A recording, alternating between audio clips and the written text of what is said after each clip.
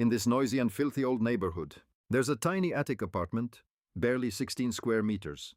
It's the home of our protagonist, Bong Joo-hyuk, 25 years old, currently unemployed and juggling 3 part-time jobs. At a convenience store, a BBQ joint, and some manual labor. Even though he works like a dog, he can't save a single cent, all because of one reason: debt. Joo-hyuk had thought he would live such a mediocre life forever, at the bottom of society until that fateful day. A status window appeared before him, showing only a few words. Bong Joo-hyuk has awakened. A blue light flared up from the status window, catching him off guard. The noodle he hadn't even managed to blow on yet was stuffed into his mouth, making him almost burn his tongue off. But that very pain made Joo-hyuk realize he wasn't dreaming. He had awakened. Wait, someone like me? He muttered to himself in disbelief. That's right, in this world people call awakening a blessing, an opportunity, to grab wealth and completely change one's life. Maybe even luckier than winning the lottery. But the problem is you can only enjoy those things while you're still alive. People who awaken go on to conquer the tower, and entering it is like facing extreme danger. You could be torn apart by monsters, freeze to death, or even get burned to a crisp if you run into one. Harsh environments, even dying from poison, or ending up dead from a trap, and so on. Joo-hyuk himself is a person who has always avoided every danger by instinct. For example, seeing thugs on the street from afar, he'd start pretending to talk on the phone to avoid eye contact. And he has never walked past a construction site to avoid falling materials. Like that, Joo-hyuk has actually lived safely for 25 years. Yet now he is facing the biggest turning point of his life, becoming an awakened. He put his chopsticks down on the table, wondering once again if he had been working too hard and was hallucinating. After a moment of panic, Joo-hyuk mimicked the awakened he'd seen, swiping his hand in the air and shouting loudly. Status window, that thing, actually appeared. It was filled with all of Joo-hyuk's current stats. He had truly become an awakened linked to the Black Tower. Attribute: his summoning with the current number of simultaneous summons at 1. Joo-hyuk's attribute skills include targeted summoning, random summoning, and dismiss. Besides that, he has the common skill that every awakened has: enter the tower, currently once a day. Looking at the wall of information in front of him, Joo-hyuk felt a bit dizzy. So, his awakening was real. Speaking of Joo-hyuk's attribute, one must know that awakened are gifted by the heavens with an ability called an attribute. Types of attributes include swordsmanship, spearsmanship, shield skills, archery, martial arts, giantization, heavy strike, summoning, and billions more. Among them, the summoning attribute that Joo-hyuk awakened allows the use of creatures, like spirits, magical beasts, golems, monsters, and many others. That attribute means you have the ability to command summoned creatures, specifically right now. Here, Joo-hyuk is quite nervous. He wants to know exactly what kind he will summon. Right. Since he's already awakened, why not test the skill? So, Joo-hyuk gathered his courage, struck the coolest pose he could think of, and shouted, "Summon!" But nothing happened at all. After a moment of confusion, he remembered one important thing. He couldn't use his abilities outside the tower. They could only be activated when an awakened entered the inside. Outside, apart from checking the status window, they were just regular people, common people. Something so obvious that he even forgot. How stupid. How could skills be used outside the tower, he thought to himself. Who would have guessed that just a few seconds later? The status window suddenly popped up again, with a notification that a random summoning had started. Joo-hyuk gasped loudly, and then before him, a large creature appeared. Wait, no, to be precise, it was a human. What the hell, a human? Joo-hyuk asked in shock. That's right, I'm human, the other replied with a submissive look. Joo-hyuk was truly confused, because not only did he activate his skill outside the tower, but he also summoned a human, not a spirit or a golem, or something like that. Just then the guy who was just summoned suddenly became excited because he caught the scent of the instant noodles Joo-hyuk was eating. Can I have a bite? He asked excitedly. Seeing that the guy looked like he was about to drool, Joo-hyuk couldn't refuse. While watching him scarf down the noodles, he wondered if he had just summoned a beggar, or something. The way he ate was so crude, making Joo-hyuk feel like he had summoned something useless. Still, this whole thing was very strange. He had never heard of an awakened skills working outside the tower, let alone summoning a human.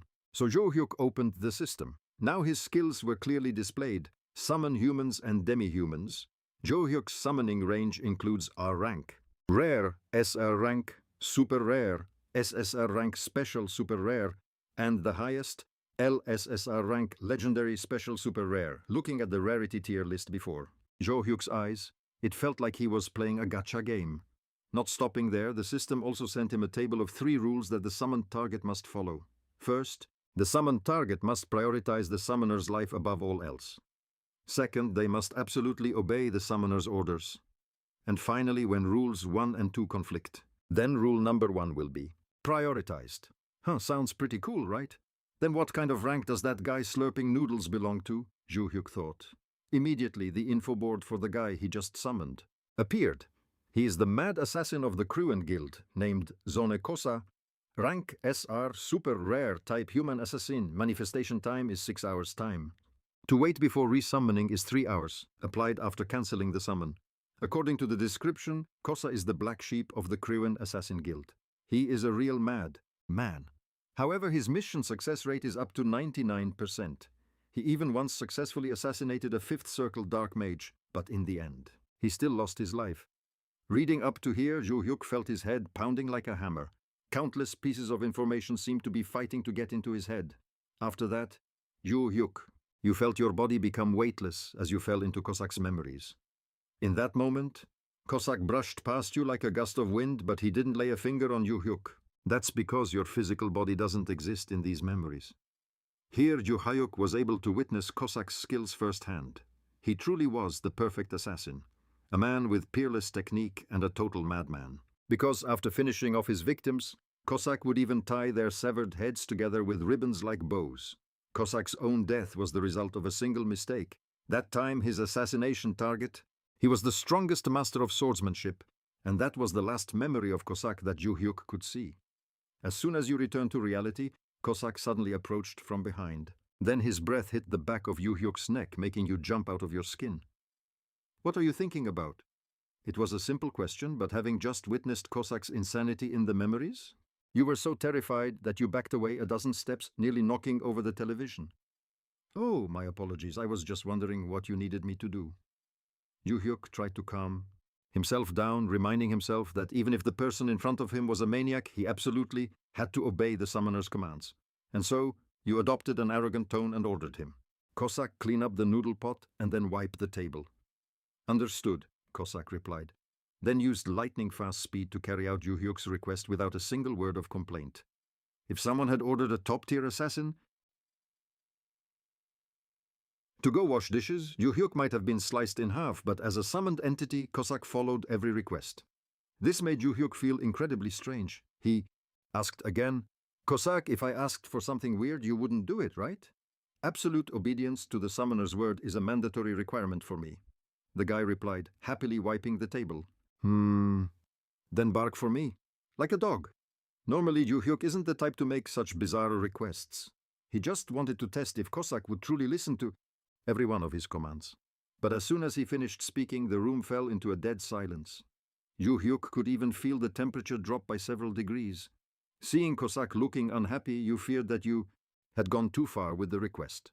After all, in his previous life, he was a powerful man with immense pride. If you made him snap and he attacked, it would be the end of you. Unexpectedly, right after that, Cossack started barking and curled up against Jo Hyuk, looking exactly like a puppy. You couldn't help but give a thumbs up. This summoning spell is truly miraculous. The other party really obeys you absolutely. Suddenly, someone rudely pounded on the door, followed by a series of unpleasant threats. Bong Jo Hyuk, you're home, right?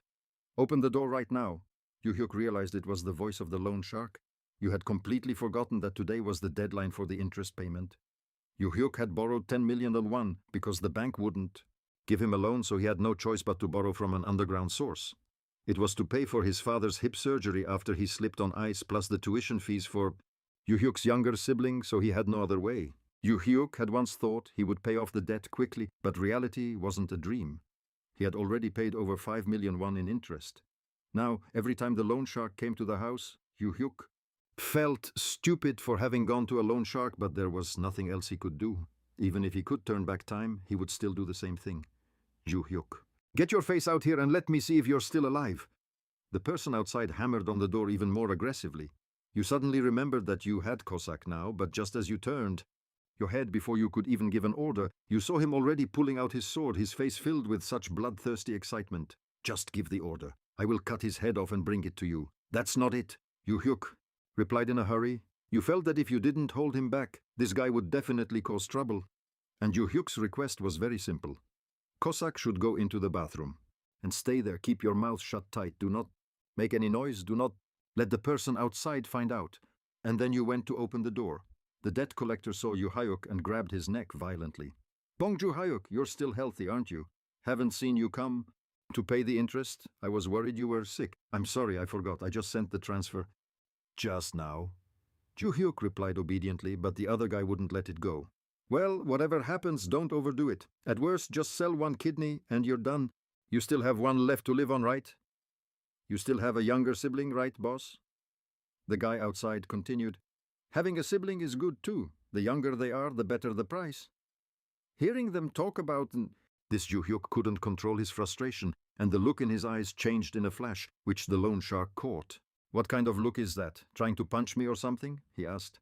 Yu Hyuk really wanted to do just that, but thinking of the debt, he only dared to scratch his head and say he wouldn't dare. So, after throwing out a few more threats, the debt collectors finally decided to clear out.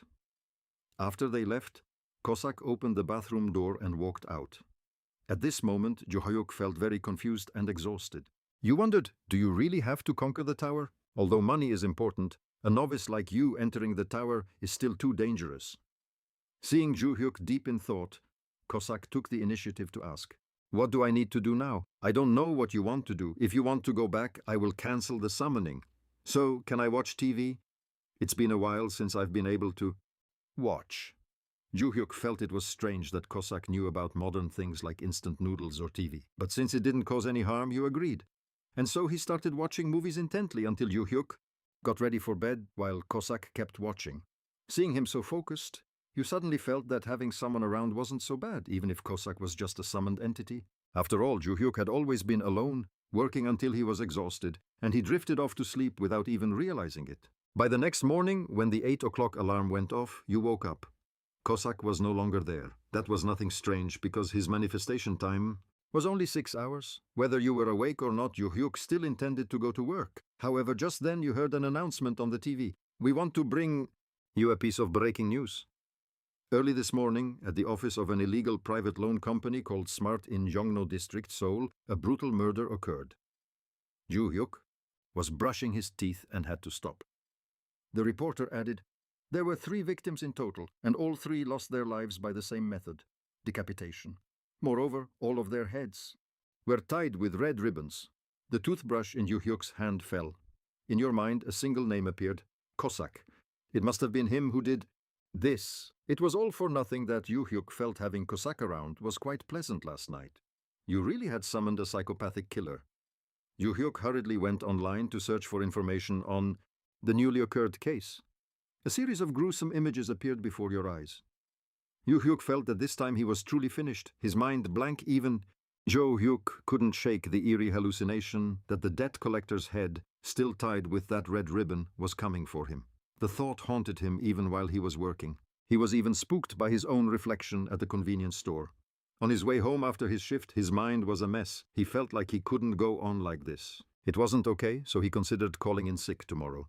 On the street, everyone was happy about the first snowfall, but Yu Hyuk trudged through it, consumed by a single question.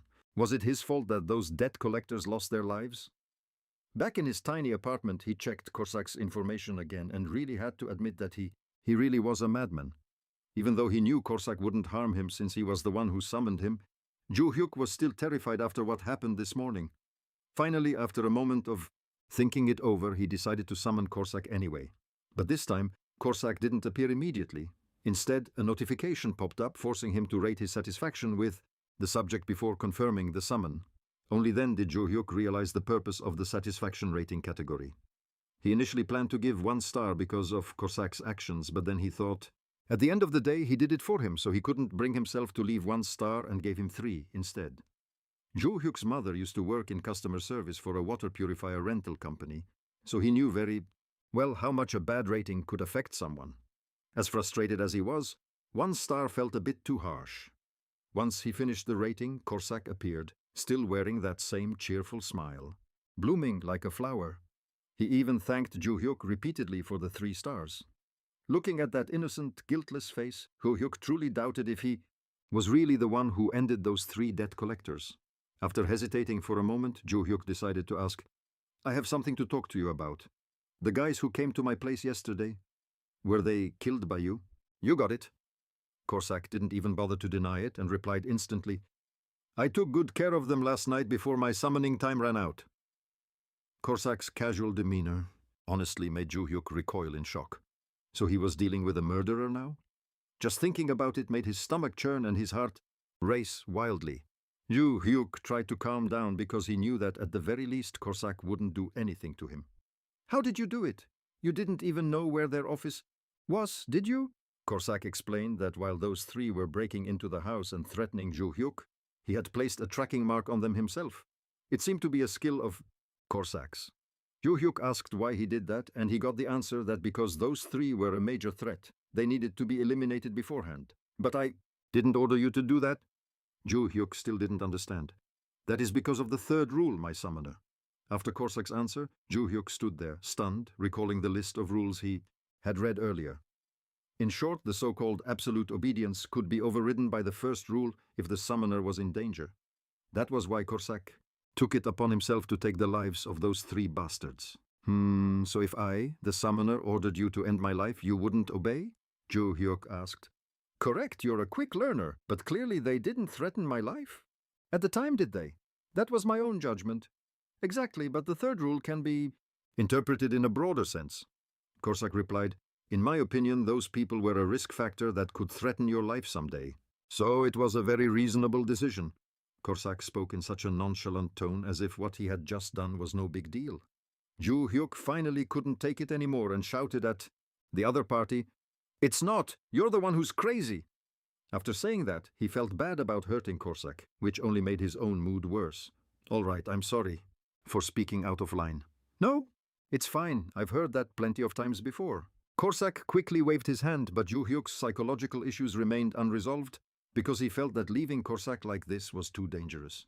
Suppose he and that guy were walking down a crowded street and he accidentally bumped into some thug. And then the guy said something like, Do you want to die? I'll gouge your eyes out.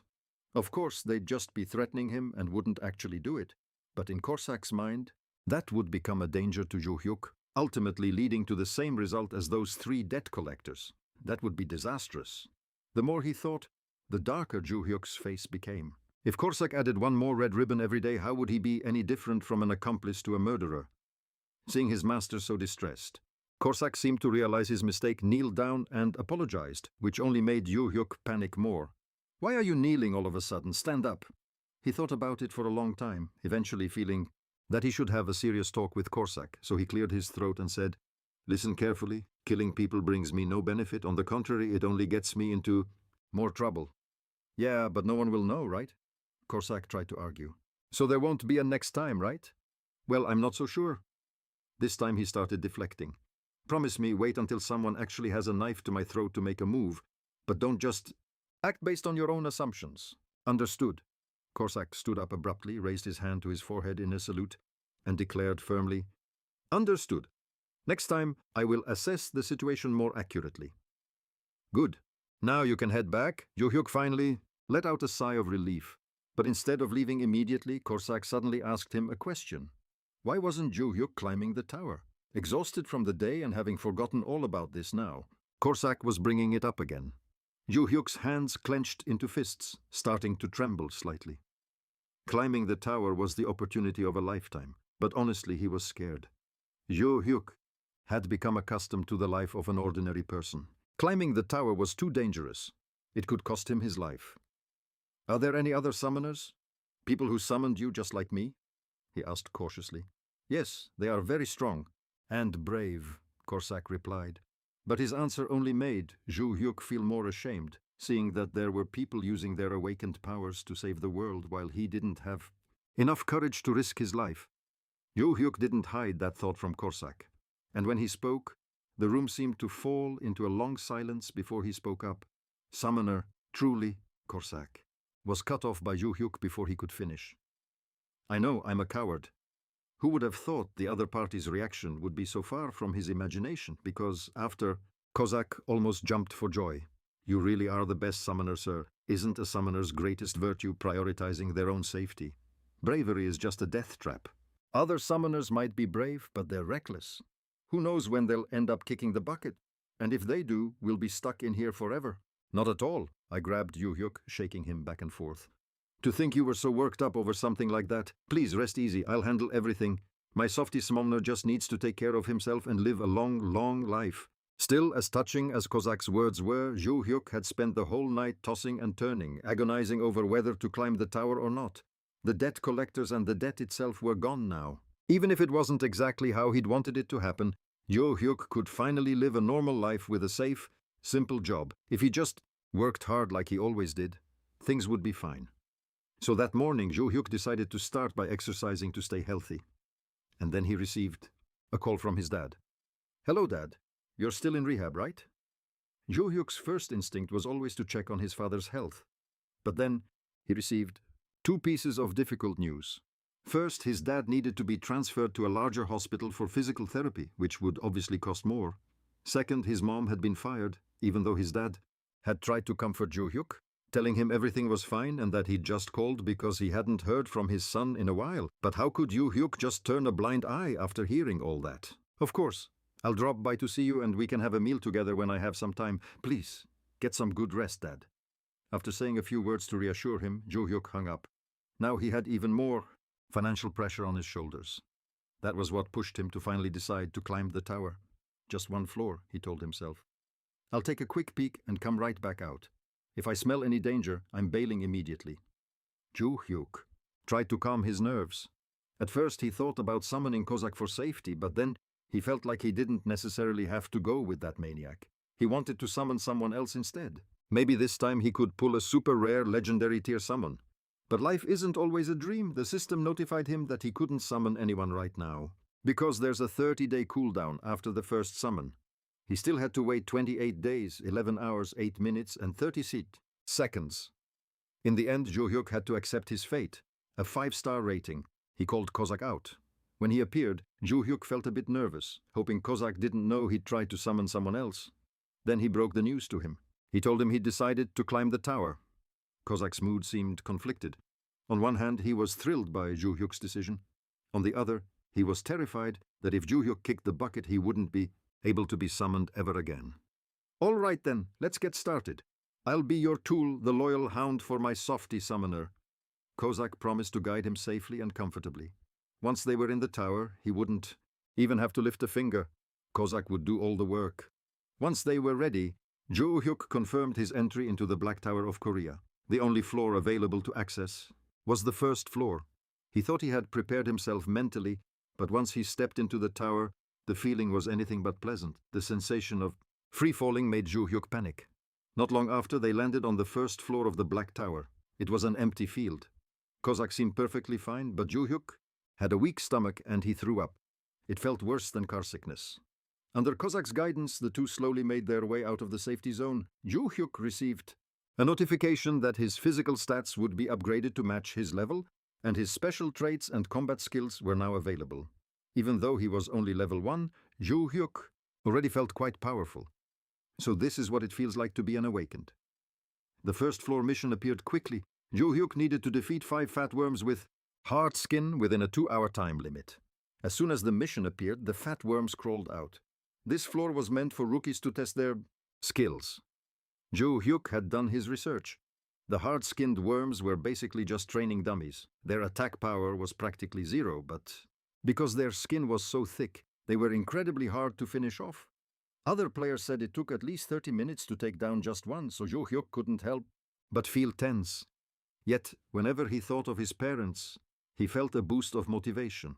Yu-hyuk decided to give it a try himself. Kozak wanted to help him from the very beginning, but Yu-hyuk, at that moment, was already standing in front of a fat worm. Now Yu-hyuk realized he didn't have a weapon. He thought about turning back to borrow one from Kozak, but as soon as he turned his head, that fat worm suddenly stood straight up. Seeing its terrifying appearance, Yu-hyuk couldn't help but tremble.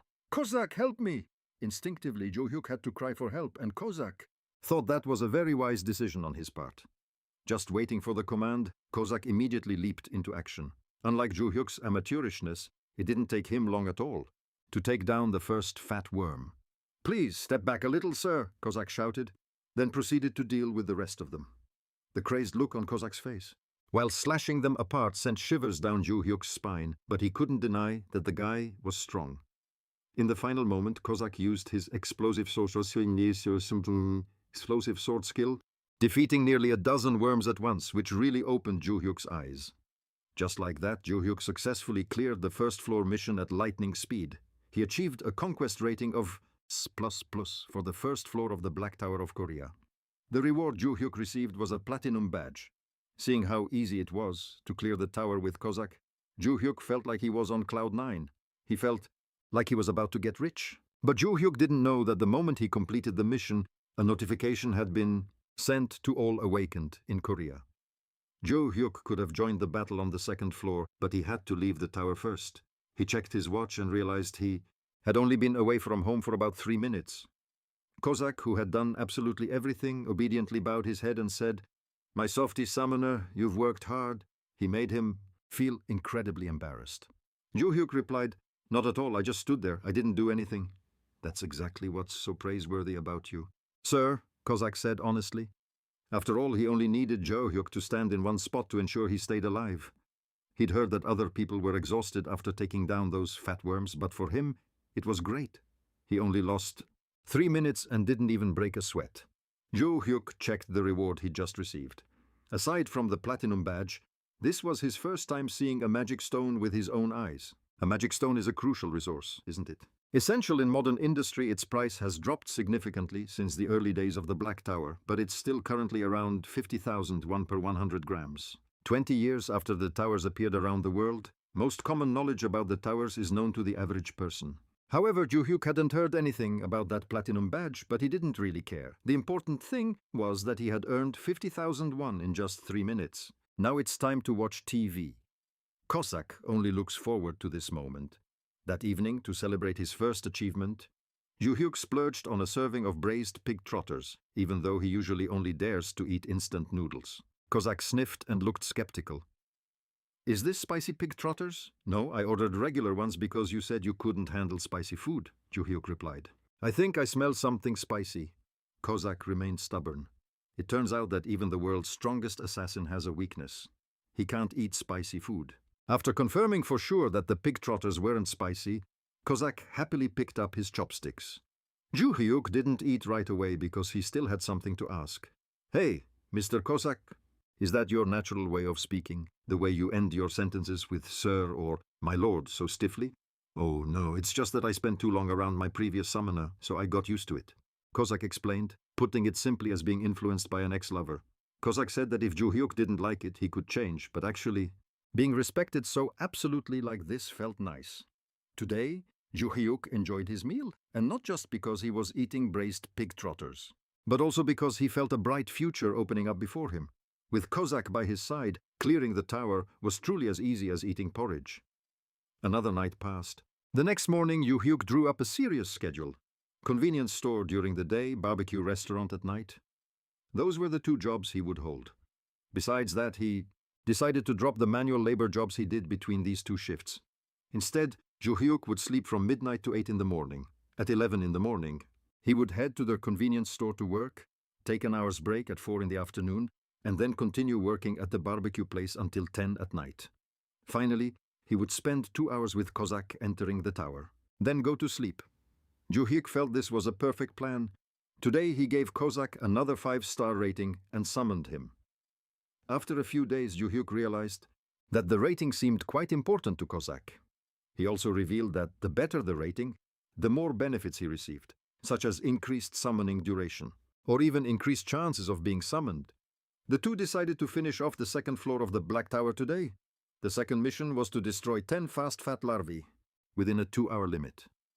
True to their name, these guys were faster than Ju Hyuk thought, and they were all over the second floor. "What should we do now, Ju Hyuk?" Languidly. "Do what?" "There's no time to do anything, because we'll be done in just 3 minutes." Kozak replied with a confident look. He also wanted to finish quickly and escort Ju Hyuk home.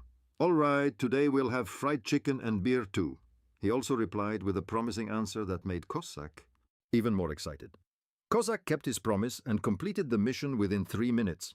Because of that, Yuhyuk received 200 grams of magic stone as a reward and 1 platinum badge. At the same time, he leveled up and received an S++ rank conquest rating for the 2nd floor. Clearing the stage so easily that it was hard to believe made Yuhyuk a bit suspicious. Being this easy, is it really okay? Even if they were fast, 3 minutes was just too fast. He could even manage to enter the tower before his morning part-time shift started. Just like that, the two of them started moving up to the 3rd, 4th, and 5th floors. Every time, Kozak handled all the monsters in an instant. Thanks to that achievement, Yuhyuk had accumulated 5 platinum badges and received a perk, Enhancement of the Awakened trait. Due to the effect of the perk, the number of summonable units could now be increased to 2. Yuhyuk was extremely surprised. Summoning 2 people at once, that meant he could bring someone else along? Since Kozak alone could wipe out the tower, then bringing 1 more person along was just overkill. The reward for accumulating 5 platinum badges was truly insane. Now he felt this could turn into a long-term fight that he could use to earn money for the rest of his life. Yuhyuk checked the cooldown time for his random summoning skill. It was only 20 more days away. He just needed to try to hang in there carefully until then to bring 1 more person along, and by then he could just enjoy a comfortable life and let Kozak and the new person clear the tower. At the Korea Awakened Management Bureau located in Hanamdong, Seoul, a tense atmosphere hung over the headquarters. Today? When will it chime today? Morning, afternoon, or late at night? Gwang In, a team leader at the Management Bureau, was thinking about the notification. Was it that? Section Chief Lee Min-ah, who was standing near him, suddenly leaned in and spoke up. Having his thoughts read, Gwang In looked embarrassed. Section Chief, I told you to stop. With that habit of scaring other people. The notification Mina just mentioned was the achievement of an S++ rank for 6 consecutive days. Although the notification didn't specify who achieved it, Gwang In was certain it was 1 person because from the 1st floor to the 6th, everything was completed in order. And if there was someone in Korea with such terrifying talent, how could they just sit still? Even Director Park Kyung-soo of the Korea Awakened Management Bureau couldn't sit still either. Because until now, the highest record for clearing a tower in Korea was only an A-rank rating. In the international community, players changing nationalities was quite common, and there were even secret kidnappings taking place. Therefore, to avoid losing such talent to another country, they had to find the person who had won 6 consecutive S++ ranks. And to do that, Kyung-soo ordered Gwang In and Min-ah to closely monitor all newly registered players. 2 days later, Yuhyuk had a schedule to clear the 8th floor. Since they only spent a few minutes on this each day, he even utilized Kozak as a house cleaning machine. Today it was dishwashing. Yuhyuk seemed very relaxed. Reaching the 10th floor was the stage to shed the rookie label, and luckily everything was still going smoothly. Today their mission was to defeat 10 red-spined skeleton warriors. The higher they went, the more formidable the monsters became, but they still couldn't compare to Kozak's ability. Today was no different from any other day. Yuhyuk received 800 grams of magic stone, 1 platinum badge, and another reward, 5 bottles of a tower-exclusive recovery potion. You've worked hard today, sir. Leaving the tower... Kozak repeated the familiar phrase he had been saying for over a week. Even though Yuhyuk just stood there and watched from start to finish, Kozak always felt that entering the tower... Clearing the tower is the hard part. Besides that, Koseok didn't forget to remind Yuhyuk of one thing. After the 10th floor, things wouldn't be as easy anymore. As for Yuhyuk, he hadn't thought that far ahead. He just felt he should reward Koseok a little for 8 consecutive perfect clears in just 3 minutes.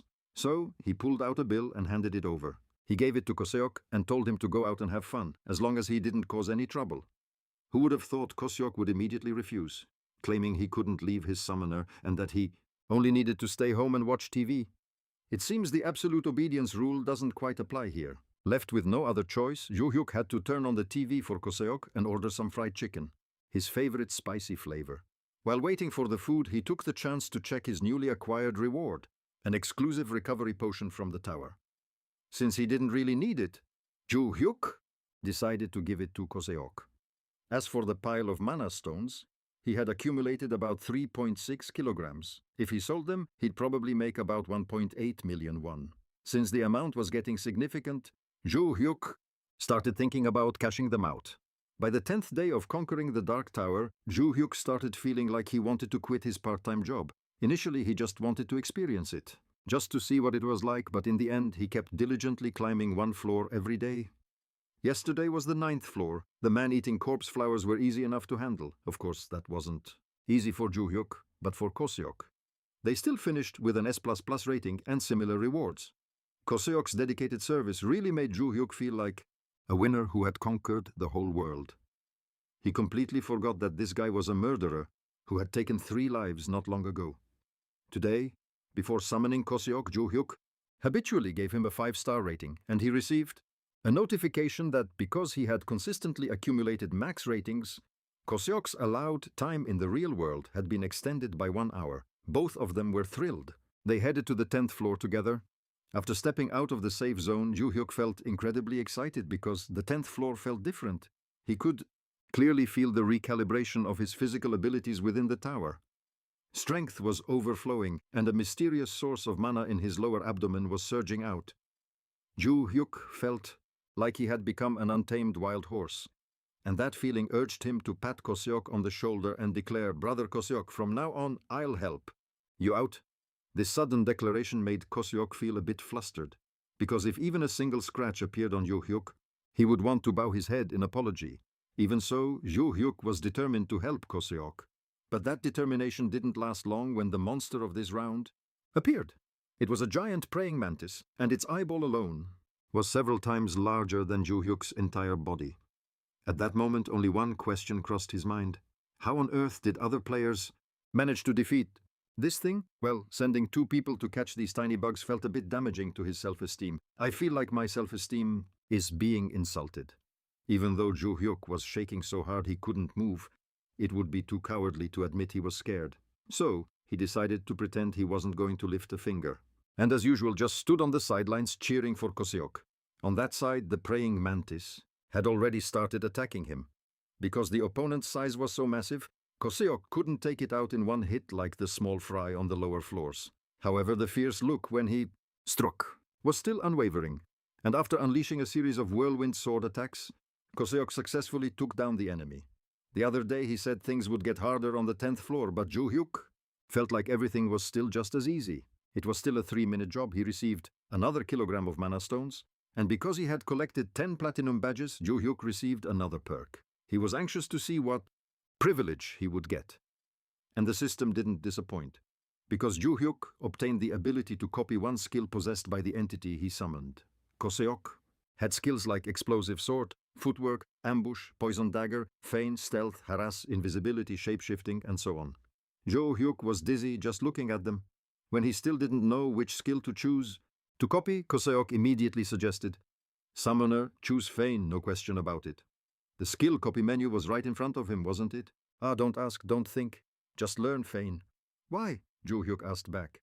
It's very convenient for running away. Even if something happens to me, you can escape discreetly and nimbly, Koseok replied. His answer made him feel extremely offended. Running away? What kind of person does Koseok think Ju-hyuk is? Do I look like the type of person who would run away just to save my own life while my companion is in danger? But in the end, with 100% seriousness, Ju-hyuk chose feign. He convinced himself that no, it wasn't just about running away. In combat, agile footwork is also extremely important. People always say footwork is the life of combat, right? Koseok, of course, was very satisfied with this choice. Then he went back to watching T-Fi intently. Ju-hyuk was curious to see if feign could be used in the real world, so he ran to the terrace to test it. But it didn't do anything at all. On the contrary, it just made him feel exhausted. If the system allowed summoner traits to work in the real world, it should make this work too. There's no consistency at all. Ju-hyuk grumbled, and Koseok, though he didn't understand what he was saying, still agreed. With hands and feet. The next morning, Ju-hyuk took the initiative to call the Awakened Management Bureau to inform them that he had awakened. Immediately they sent a government assistant to his house as quickly as possible. Ju-hyuk had to call because he wanted to sell the mana stones. Meanwhile, at the bureau headquarters, department head Mina had just come to work in a state of extreme exhaustion. Many people had been calling lately to announce their awakening, but it seemed like none of them were the owner of the record. S++. The impatience of waiting for this young talent to appear made everyone at the headquarters feel drained. Today was Ju-hyuk's new application, and coincidentally, both Mina and Kwang In wanted to come and check it out. they were still very hopeful that this would be the right person. If it truly was, they would whisk him into the elite squad immediately. Even if it meant exhausting all the benefits the Bureau could offer, Ju Hyuk still prepared to welcome his guests. He was busy tidying up the room when he heard a knock at the door. The Bureau officials had arrived. It was Wang In and Mina. Since a beautiful woman had suddenly appeared in his home, Ju Hyuk felt a bit tense. His nerves spiked even further when Section Chief Mina leaned in close and asked, "It's you, right? The S++ ranker?"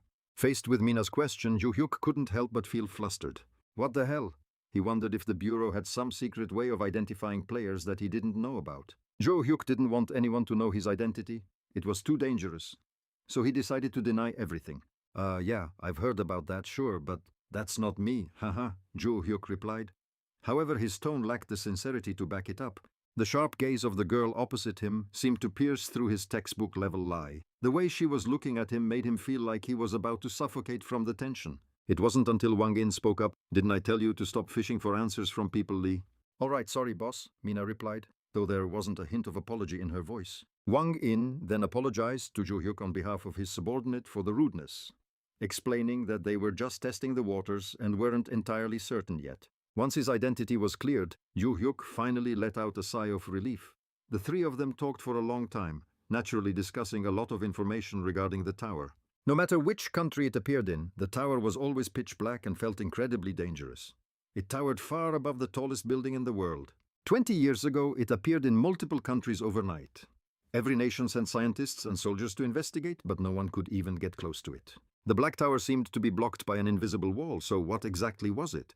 It only appeared when players, also known as Awakeners, began to emerge. The tower functioned like a game with floors that players had to clear one by one. Outside the tower, Awakeners were just ordinary people, but inside they held immense power and massive potential. The rewards earned from conquering the tower helped upgrade their gear and even boosted the global economy. So, what would happen if no one climbed the tower anymore? Whenever the system determined that the climbing progress in a country was too slow, it would lead to the tower's collapse. A countdown that could only be stopped if someone completed the next floor. The next floor. 6 months was the time limit for the tower to collapse if no new floor was cleared for too long. The entire country of Mumbai had vanished just like that when their tower collapsed as the timer hit 0. Each country had between 1 and 3 towers. South Korea was luckier, dealing with only one. Its location was deep in the mountains of Gangwon. The South Korean Awakener Bureau estimated there were between 5,000 and 10,000 players nationwide, accounting for roughly 0.01 to 0.02% of the population. It wasn't a huge number, but the country's progress in clearing the tower was very stable, sitting only behind the United States with their record of 66 floors. Because of this, the people of South Korea were still living peacefully, knowing that there were heroes working hard every day to clear the tower and protect their safety. Just as humanity once explored new continents, they were now exploring these mysterious sky-piercing towers. And every time a new individual was announced as awakened, a new spark of hope for humanity was ignited. After listening to all that PR-heavy information, Ju Hyuk finished the mandatory orientation for his new Awakener status. Next, Wang In needed to ask a few questions for verification. "You, Ju Hyuk, you have truly awakened, haven't you?" "Yes, I've entered the tower and cleared a few floors," Ju Hyuk replied, pulling out some magic stones as proof. "What floor have you reached?" Wang In continued. When Ju Hyuk said he had cleared floor 10, he and Mina instinctively looked at each other. The 10th floor was exactly where the S++ record breaker had just reached. This gave them even more reason to suspect the young man in front of them might be that person. Mina couldn't resist asking, "Player Bong, have you heard about the recent global announcement?" As soon as that topic came up, Ju Hyuk started feeling tense again. He told himself he just needed to act naturally. "Ah, that S++ record, right? I heard about it. Whoever did that is really impressive." Even so, reality proved he had no talent for lying. The tension radiating from Ju Hyuk was clearly felt by both of them. They just weren't sure if he was genuinely nervous or trying to deceive them. Because if Ju Hyuk wasn't actually that record breaker and was just posing as one to get benefits from the organization, then he was getting a pretty sweet deal. Regardless, they had already put him on the list of suspicious individuals for today. Next up was the contract signing. Wang In explained that the Awakener Bureau divided players into 2 groups, the elite raid team and the regular raid team. Most players usually managed their own schedules and climbed the tower freely, almost like freelancers. However, the elite team worked closely with the Bureau. Their duty was to conquer higher floors. In return, they received countless sponsorships, equipment, and security support. Because outside the tower, players were just normal people. And of course, members of the elite group earned a very high salary. The more Wang In talked, the more Ju Hyuk felt that if they found out he was the S++ ranker, he'd be screwed. He really couldn't handle the media scrutiny. Ju Hyuk hated being the center of attention, so he firmly decided to join the regular team. Even though the benefits of the elite team were massive and Wang In was trying to convince him to apply, Ju Hyuk stayed firm. The regular team is fine for me. Honestly, I don't have that kind of talent. And that tower is terrifying, you know. I'll just stop at a safe floor and take my rewards. That's enough for me, Ju Hyuk said sincerely. Suspecting that he really was the S++ ranker, Wang In continued to patiently try to convince Ju Hyuk to join the elite team, but he refused every time. Listening from outside, Mina just sighed. It seemed she had just caught another suspicious clue. Nobody just openly talks about making easy, safe money like Ju Hyuk does. That last remark basically made him look like a total coward, worthy of an elite position. Determination is the real requirement, so in the end, they decided to respect Ju Hyuk's decision without pushing further, though there was still one final step left to confirm. And that was for Ju Hyuk to enter the tower right now while Wang In and Mina watched. He could do a quick run, and being inside wouldn't waste his daily entry. "Where are yours?" Wang In explained meticulously. Ju Hyuk realized they were still testing him to see if he really was that S++ rank player. "All right, I'll do a run once I'm inside, but it might take a while, 2 hours tops," Ju Hyuk replied cautiously. "No problem, just take your time, don't put any pressure on yourself, we'll wait," Mina said. Then Ju Hyuk put on his coat and entered the tower under their watchful eyes. Now they could be sure he was an awakened faker. Once Ju Hyuk was gone, Wang In asked her for her assessment of him. Mina said it was hard to judge Ju Hyuk's talent, she just felt. He seemed very shy, every gesture was timid and withdrawn. And if Ju Hyuk wasn't truly an S++ rank, Mina figured he would just give up at floor 11 because on that floor players have to face their own fears, which is a centipede tunnel. It's not exactly difficult, but it's terrifyingly gruesome. Players have to kill 100 of those disgusting monsters. And for someone as cowardly as Ju Hyuk, Mina thought he'd faint on the spot or retreat to the safe zone and give up early. Mina's assessments of new players have always been pretty accurate, so Wang In trusted her. He prepared to call the director to report that this was another dead end, but they were actually wrong. After entering the tower and still in the safe zone, Ju Hyuk summoned Kozak. The time limit this time was 3 hours, and just as Min-A said, the mission was to kill 100 centipedes. Ju Hyuk got goosebumps just hearing that, but Kozak assured him he would finish it in 5 minutes, though Ju Hyuk demanded that he take it slow and steady this time. Absolutely not. Allowing an S++ rank evaluation to appear after clearing the tower? Why? Is that so? Kozak wondered. Because today we are playing it safe, Ju Hyuk explained. They just needed to ask me to go in, but they definitely want to. Proof that I'm not the record holder of the S++ rank, so they forced me to clear this floor. Honestly, Ju Hyuk didn't really want to lose his streak, but because he didn't want to reveal his identity, he had to accept it. And so today, Kozak still took the task of fighting monsters, while Ju Hyuk had the duty to stay on the side and monitor the progress of the tower clear. Everything was going fine at a slow pace until he was suddenly ambushed by the centipedes. They erupted from the ground, catching Ju Hyuk off guard. He knew he had to run, but his body wouldn't move. Kozak, noticing this, immediately lunged forward to protect his master, following the 3 rules he had to abide by. Protecting the summoner's life was the most important thing, so in that pinch, Kozak sped up to kill the centipedes, to complete the mission quickly. Realizing the speed was too fast, Ju Hyuk screamed for him to slow down, but by then his words had no effect because Ju Hyuk's safety came first, and to ensure that Kozak needed to end this mission quickly, Ju Hyuk's plan was completely ruined because they ended up getting an S++ rank again. Outside, Mina had timed 5 minutes, thinking that was the maximum time Ju Hyuk could endure on the 11th floor. However, when the time hit, they both received the familiar notification, floor 11 of the Korean Black Tower has been cleared with an S++ rank. And at the same time, Ju Hyuk appeared back in front of the 2 of them. No way, the player just entered the tower, and right after that an S++ clear screen appeared, Mina muttered, knowing she couldn't deny it this time. Ju Hyuk put on a very dangerous face, while Kozak also stood behind him, gripping his weapon with a murderous aura. "I really didn't want to use this method, but I'm afraid you two will have to keep your mouths shut today." Kozak pushed off. He suddenly lunged forward. Ju Hyuk's voice rang out, "Kozak!" Kozak swung his sword forward, attacking Mina and Wang In. Ju Hyuk's voice interrupted, Tie them up!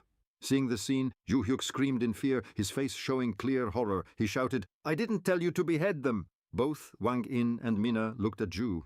Hyuk, they said in unison, player Bong Ju Hyuk. Ju Hyuk's psyche became strained. He repeatedly begged, I'm sorry, I'm sorry, I'm sorry. Scene change. Ju Hyuk's imagination ends. His voice rang out, sorry.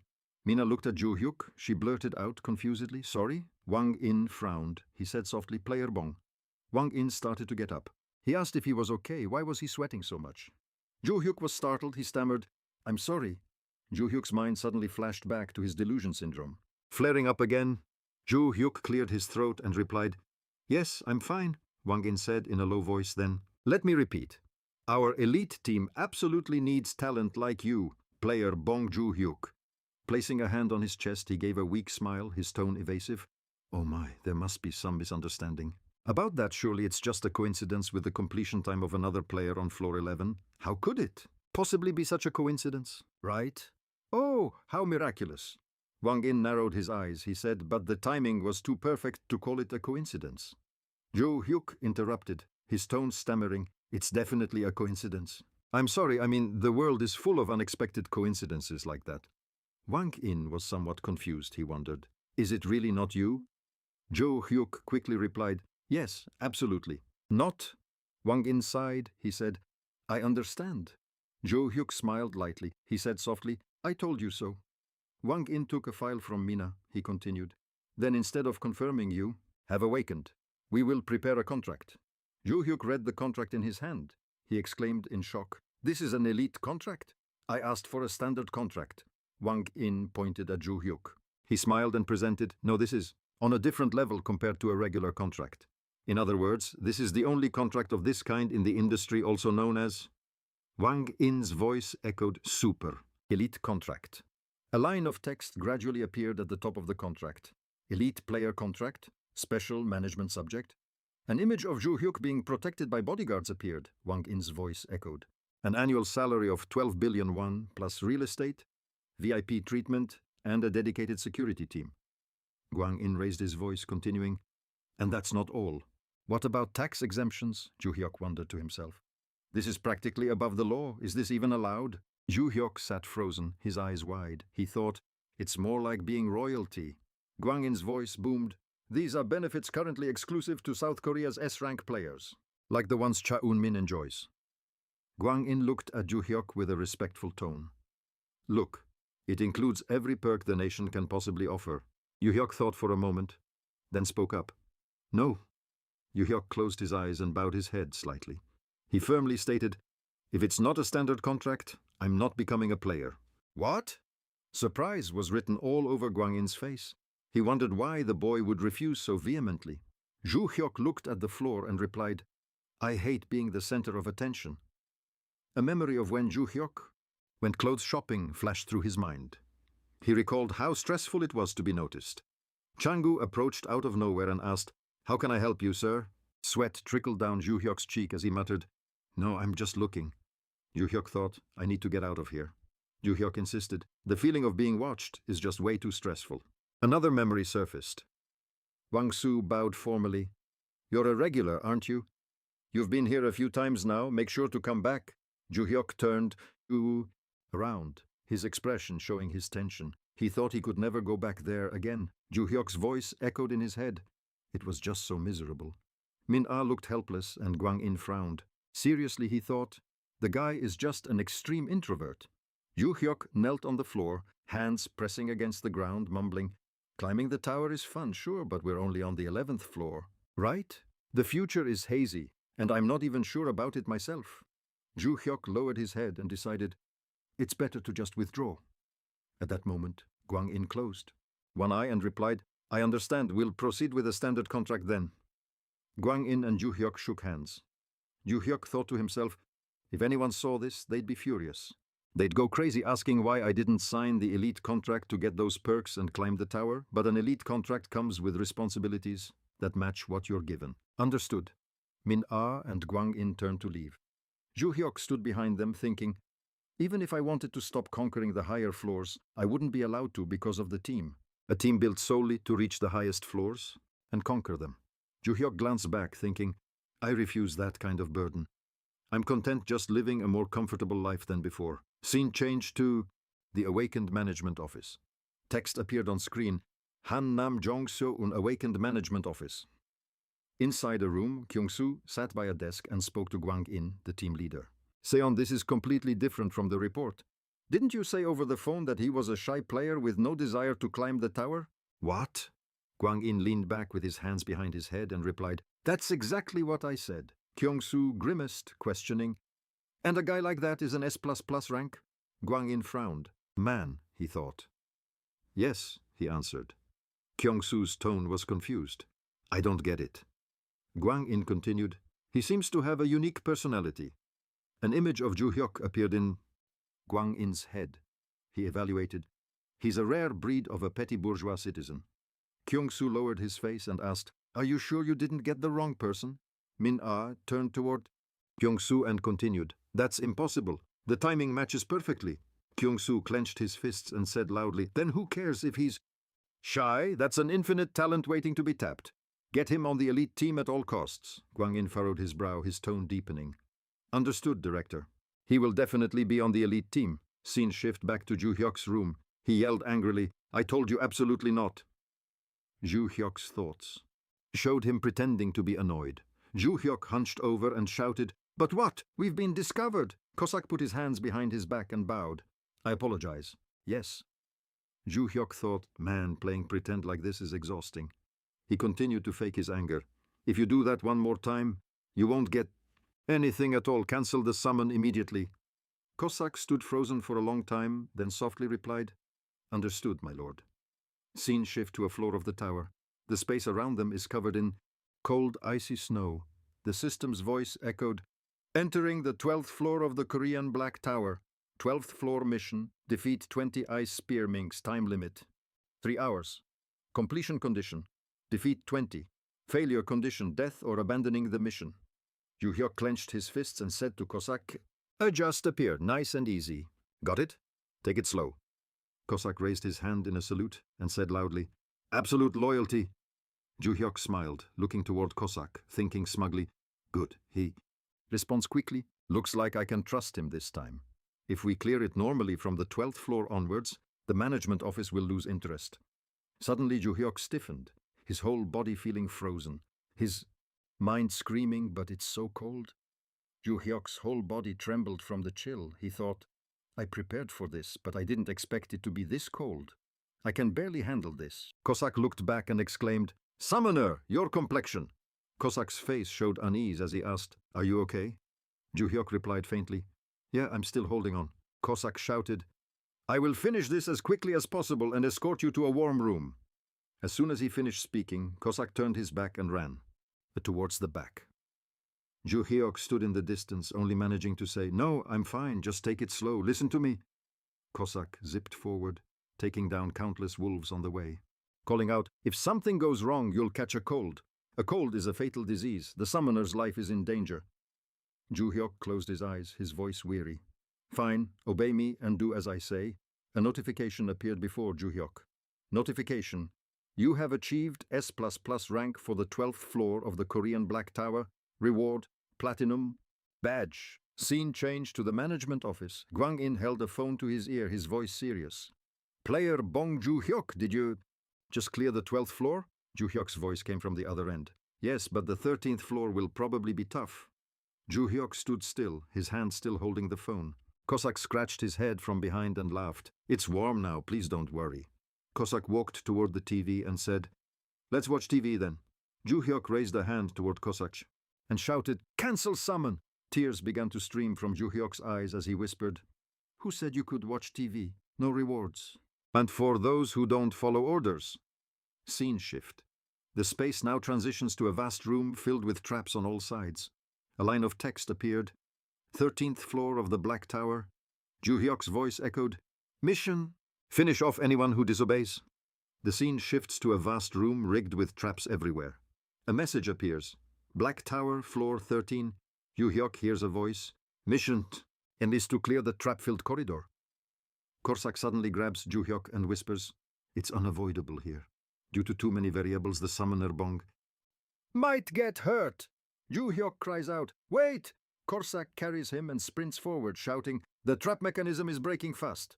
A notification suddenly pops up. "Congratulations, you have achieved S++ rank for the 13th floor of the Korea Black Tower." The scene changes to another floor. A message appears. "Black Tower, floor 14, Ju Hyuk." Stands back, helplessly watching Corsac fight countless enemies. Corsac's voice rings out, "The sonic wave attack from the giant eyeball has a wide range, so the summoner, Bong, will take damage. Fine, I'll take care of it before that happens." A notification appears. "Congratulations, you have achieved S++ rank for the 14th floor of the Korea Black Tower." Ju Hyuk thinks to himself, "All right, what's coming will come." The scene changes. Text slowly appears on a phone screen. "Bank, Magic Stone sales, deposit 2,750,000 won. Bank Player Support Fund, deposit 2 million won." Ju Hyuk stares at his phone, resting his chin on his hand in thought, muttering, 2.75 million won from Magic Stone sales and 2 million from the Player Support Fund, because the amount of Magic Stones received from the rewards for floors 11 to 14 is 5 kilograms. If I add another 2.5 million won, Ju Hyuk smiles, feeling thrilled. I have already earned over 7 million won in 14 days. If I reach floor 20 like this, without any trouble. In Ju Hyuk's imagination, stacks of cash swirl around him. His mind analyzes, the Magic Stone rewards alone are at least 2 kilograms. So if I sell them through the Management Bureau, that's 1 million won a day, tax-free. A real daily salary of 1 million. A life with a monthly salary of 30 million won is waiting for me. I'm quitting my part-time job. The scene shifts to the next day. A message appears. The next day. A voice announces, "Corsac has been summoned. Specification: absolute loyalty." Corsac appears, bowing his head to the ground. "You gave a traitorous dog like me 5 days? I am truly grateful." Ju Hyuk steps back and says, "From floor 15 on, clear it however you want. I won't tell you to slow down anymore." Corsac looks up. He gasps in disbelief. "Are you truly sure, sir?" Ju Hyuk scratches his head, sighs, and says, "The Management Bureau has probably figured it all out anyway." Ju Hyuk thinks, "And if I get another S++ on floor 15, I will reach 15 platinum badges." Ju Hyuk smiles, thinking, the probability of getting another perk is very high. I'm becoming unexpectedly greedy because the perks make me safer by many times when they stack up. Ju Hyuk reaches a hand forward and shouts, "Let's go, Corsac!" Corsac salutes, shouting in response, "Understood!" The scene shifts to a forest filled with goblins. A notification rings out. Entering 15th floor of the Korea Black Tower. Floor 15 mission. Defeat 20 goblin workers. Ju Hyuk hides behind a tree, observing. Humanoid monsters. It's my first time seeing them. They have intelligence, though it's quite low. From here on, clearing will get tricky even with enough information. Corsac scouts the area and whispers, "If even one escapes, it will bring the others. Goblins are crafty. Please stay well hidden." Corsac leans forward, smiles confidently and says, "I will wipe them out in one go and return." Corsac's body gradually turns invisible. Ju Hyuk stands far away thinking, "That's a stealth skill. I wonder if I can learn that later?" Corsac glides through the forest, taking down countless enemies. Ju Hyuk's mind exclaims, "That's insane." Seeing the countless goblins defeated, Ju Hyuk is amazed, thinking to himself, they died without even knowing what happened. A notification appears. Mission 15 complete, level up, reward 1.5 kilograms of magic stones, reward tower exclusive recovery potion 5. Both Ju Hyuk and Corsac gradually fade away. The system voice announces, "Congratulations, you have achieved S++ conquest rank for the 8th floor of the Korea Black. The 5th floor's exclusive recovery potion." Ju Hyuk and Corsac's bodies gradually faded. A system voice echoed, announcing, "You have achieved an S++ conquest rating for the 8th floor, Black Tower. S++ conquest reward, owner's emblem. You may now challenge floor 16, leaving the Korea Black Tower." The scene shifts. Corsac and Ju Hyuk teleport back to his apartment. Ju Hyuk reaches his hand forward and yells, "Open!" The platinum badges appear before his eyes. A total of 15 platinum badges. Ju Hyuk glances at the pile of badges, confirming, "Of course, it's the same this time too." A message appears. "A perk has been granted for accumulating 15 platinum badges." Ju Hyuk exclaims, "Nice, here it is." He smiles triumphantly, thinking, "When I collected 5 badges, the stat enhancement perk appeared. At 10 badges, it was the skill duplication perk. What will it be this time?" An image of a bracelet appears. The system voice rings out.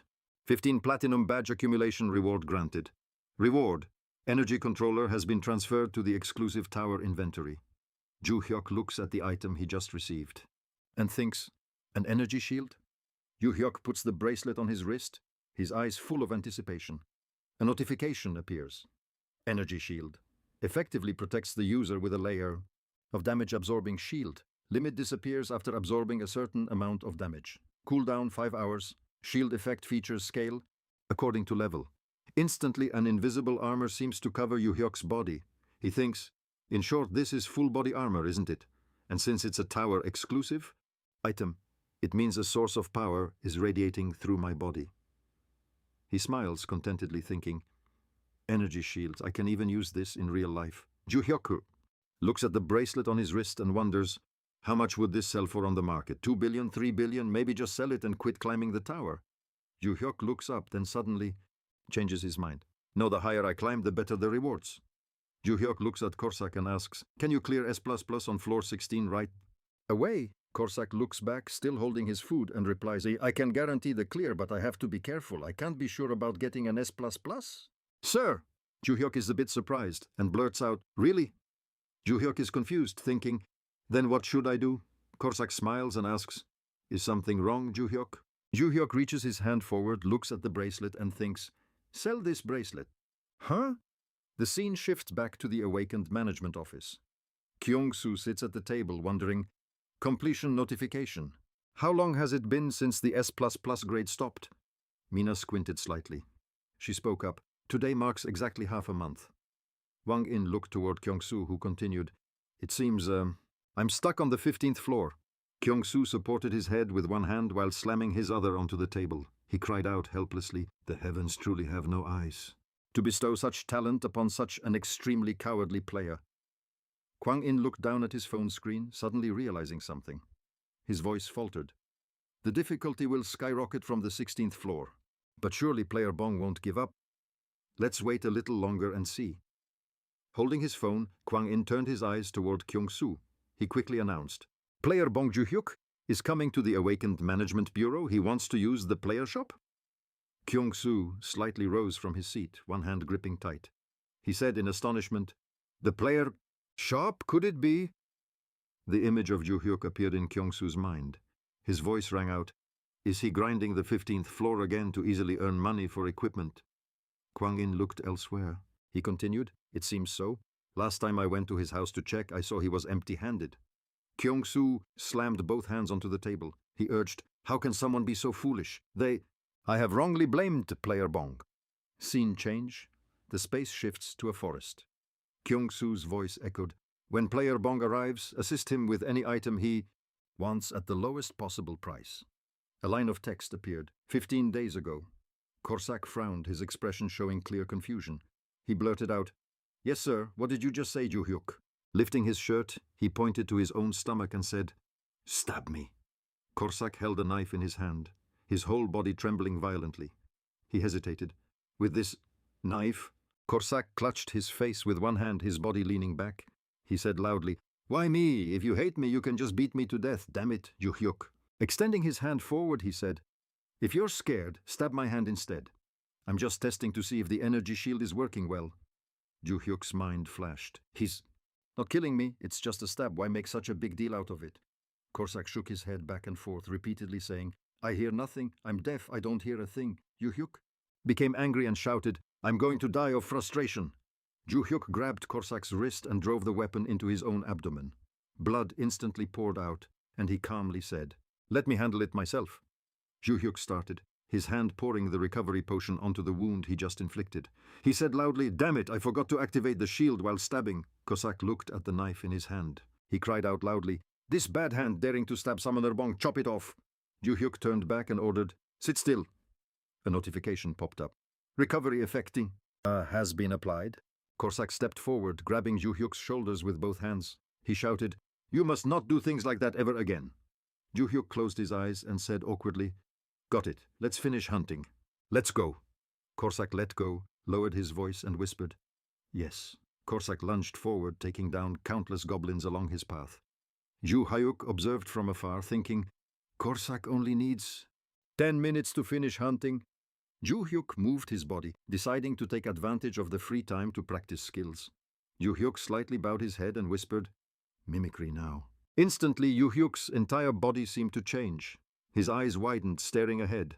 Ju Hyuk lightly pushed off his feet, his body seemingly gliding rapidly over the ground. Ju Hyuk smiled. With his eyes looking back, he thought, "Is this what it feels like?" Ju Hyuk continued to dash like an arrow, exclaiming in his mind, "Now I understand why Korsak taught me this. First, then, move with complete freedom. It's perfect for escaping." Suddenly, Ju Hyuk stopped, noticing something in front of him. He called out, "Hmm?" A goblin was hiding near a bush, its eyes turning, red toward Ju Hyuk.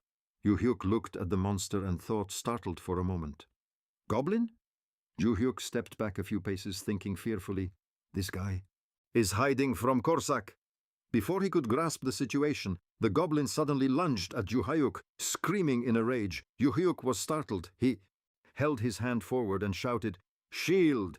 Ju Hyuk swung his leg hard, kicking the goblin backward, yelling, "Take this!" On the other side, Korsak was fighting alone. He turned his head and noticed the monster Ju Hyuk kicked was flying toward him.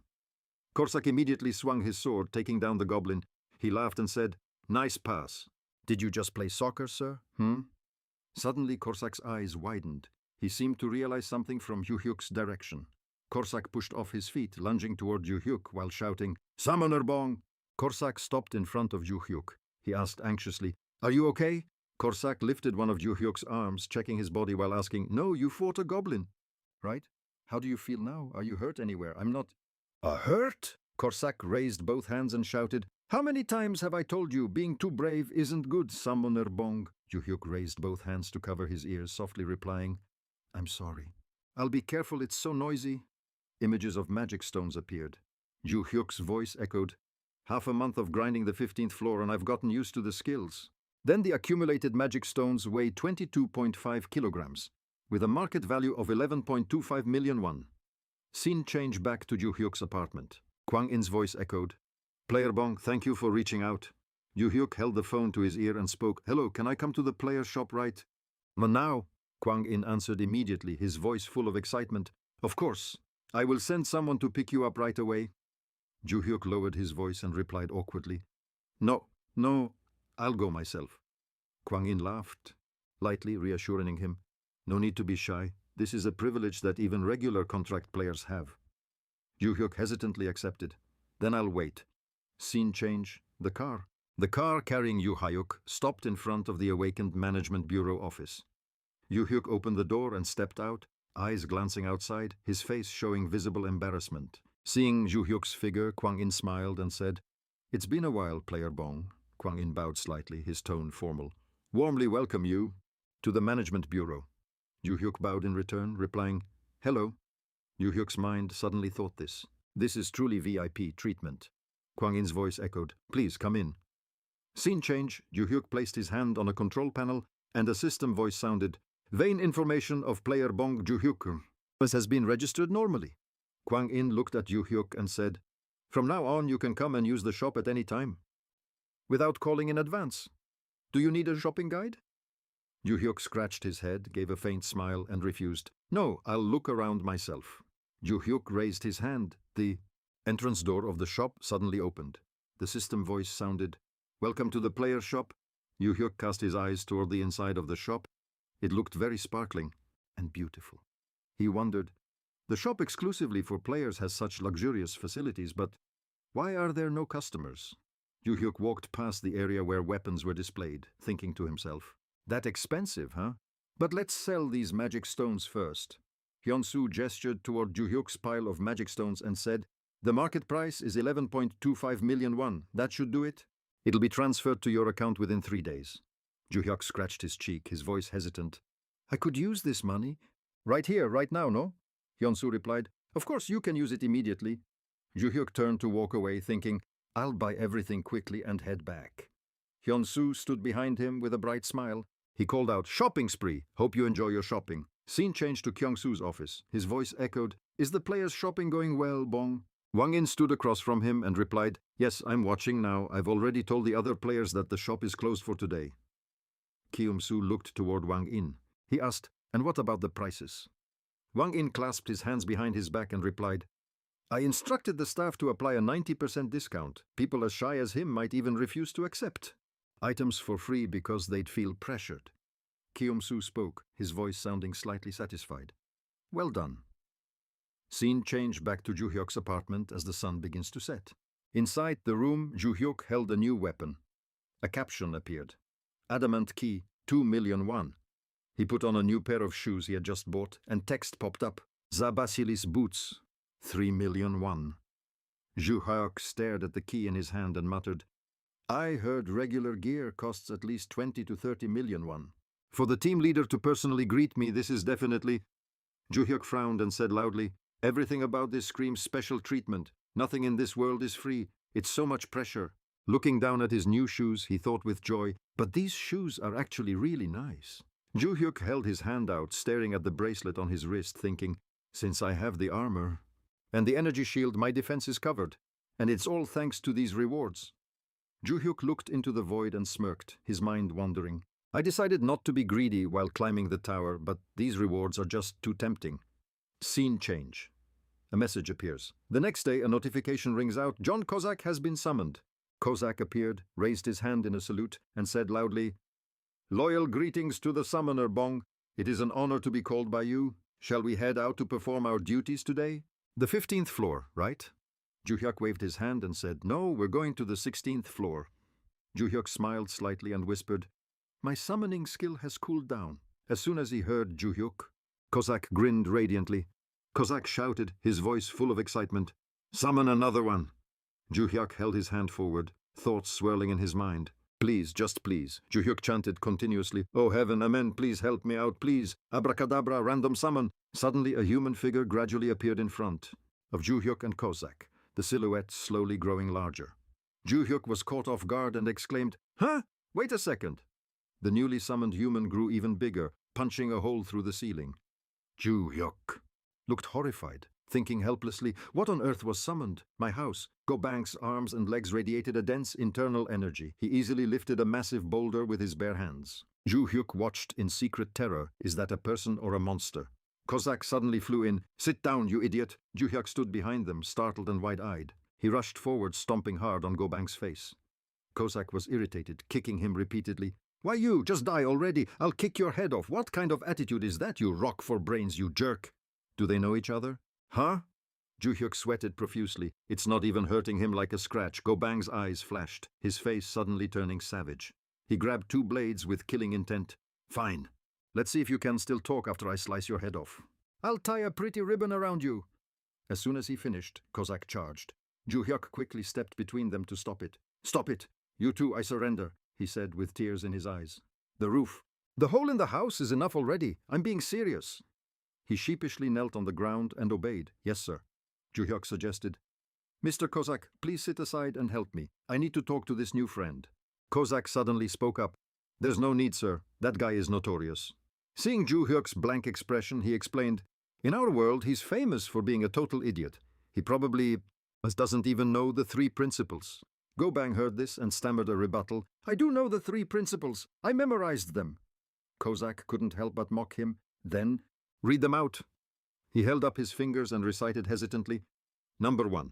Obey the summoner absolutely. Number 2. Prioritize understanding the situation before fighting. Number 3 is... He pointed at Go-Bang. He yelled angrily, See, sir, you pulled a dud. We have to kill him so he doesn't... Get summoned again for 100 days. Ju-hyuk looked over, bewildered. There's a rule like that? The system screen displayed. Category Meat Shield. Species Manji tribe from the Great Plains. Name unknown. Rank hour. Type human Manji warrior. Manifestation time 10 hours. Satisfaction none. Resummoning cooldown 3 hours. Applied after. Was cancelling the summon. He tapped the screen and thought, our rank is the lowest possible tier.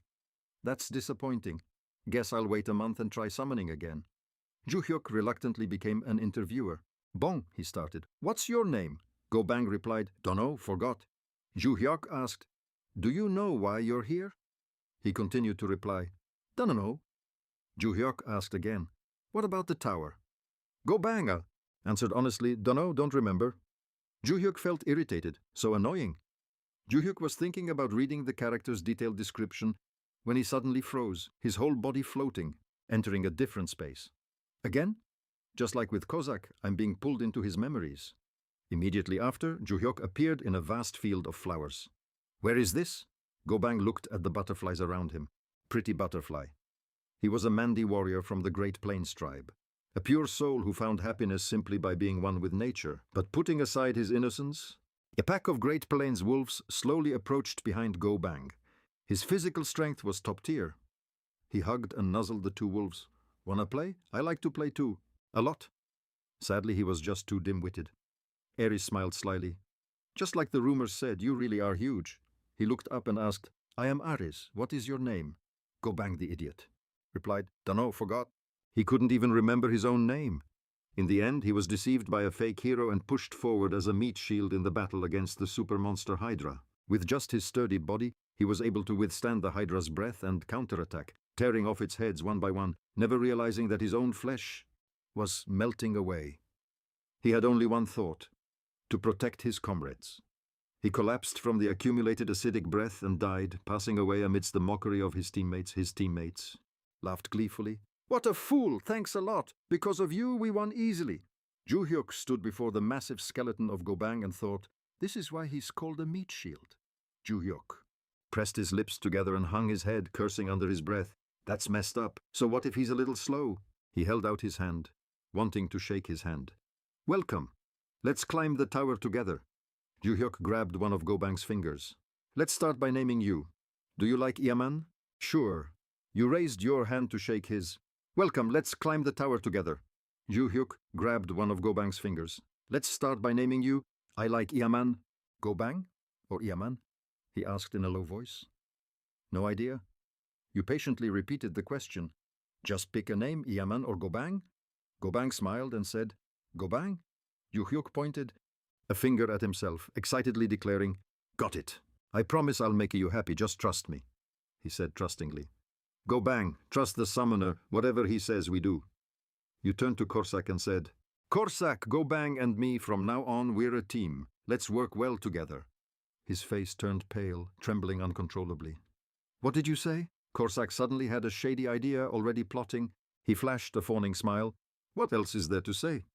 Looking closely now, he actually made a pretty reliable meat shield. I'll train him well and teach him how to be a proper person. Ju-hyuk couldn't hide his excitement. Good, then let's head into the 16th floor right now. Korsak replied obediently, yes. Suddenly he stepped in front of Gobang. Hey Gobang, are you not going to answer? He looked at him blankly. Yes. Korsak loudly scolded him. Don't you go mimicking me, you idiot. You watched the two of them silently judging. A pathetic, cowardly player. A crazed assassin and a simple-minded meat shield. It sounded like a disastrous combination, but all three of them immediately headed into the 16th floor of the tower. Upon arriving in Korea, physical abilities were enhanced, and combat traits and skills became available. Ju-hyuk thought to himself, we can do this. The system displayed a mission notification. 16th floor quest, eliminate 30 goblin scouts, time limit 5 hours, completion conditions.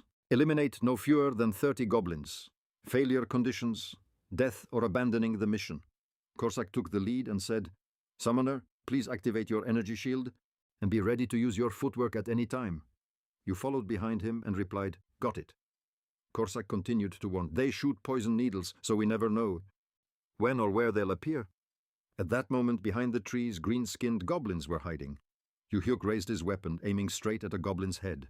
He took a breath and blew hard into the tube, and an arrow was immediately launched, flying straight toward it, but Korsak grabbed the arrow to stop it. Then he shouted, Ambush!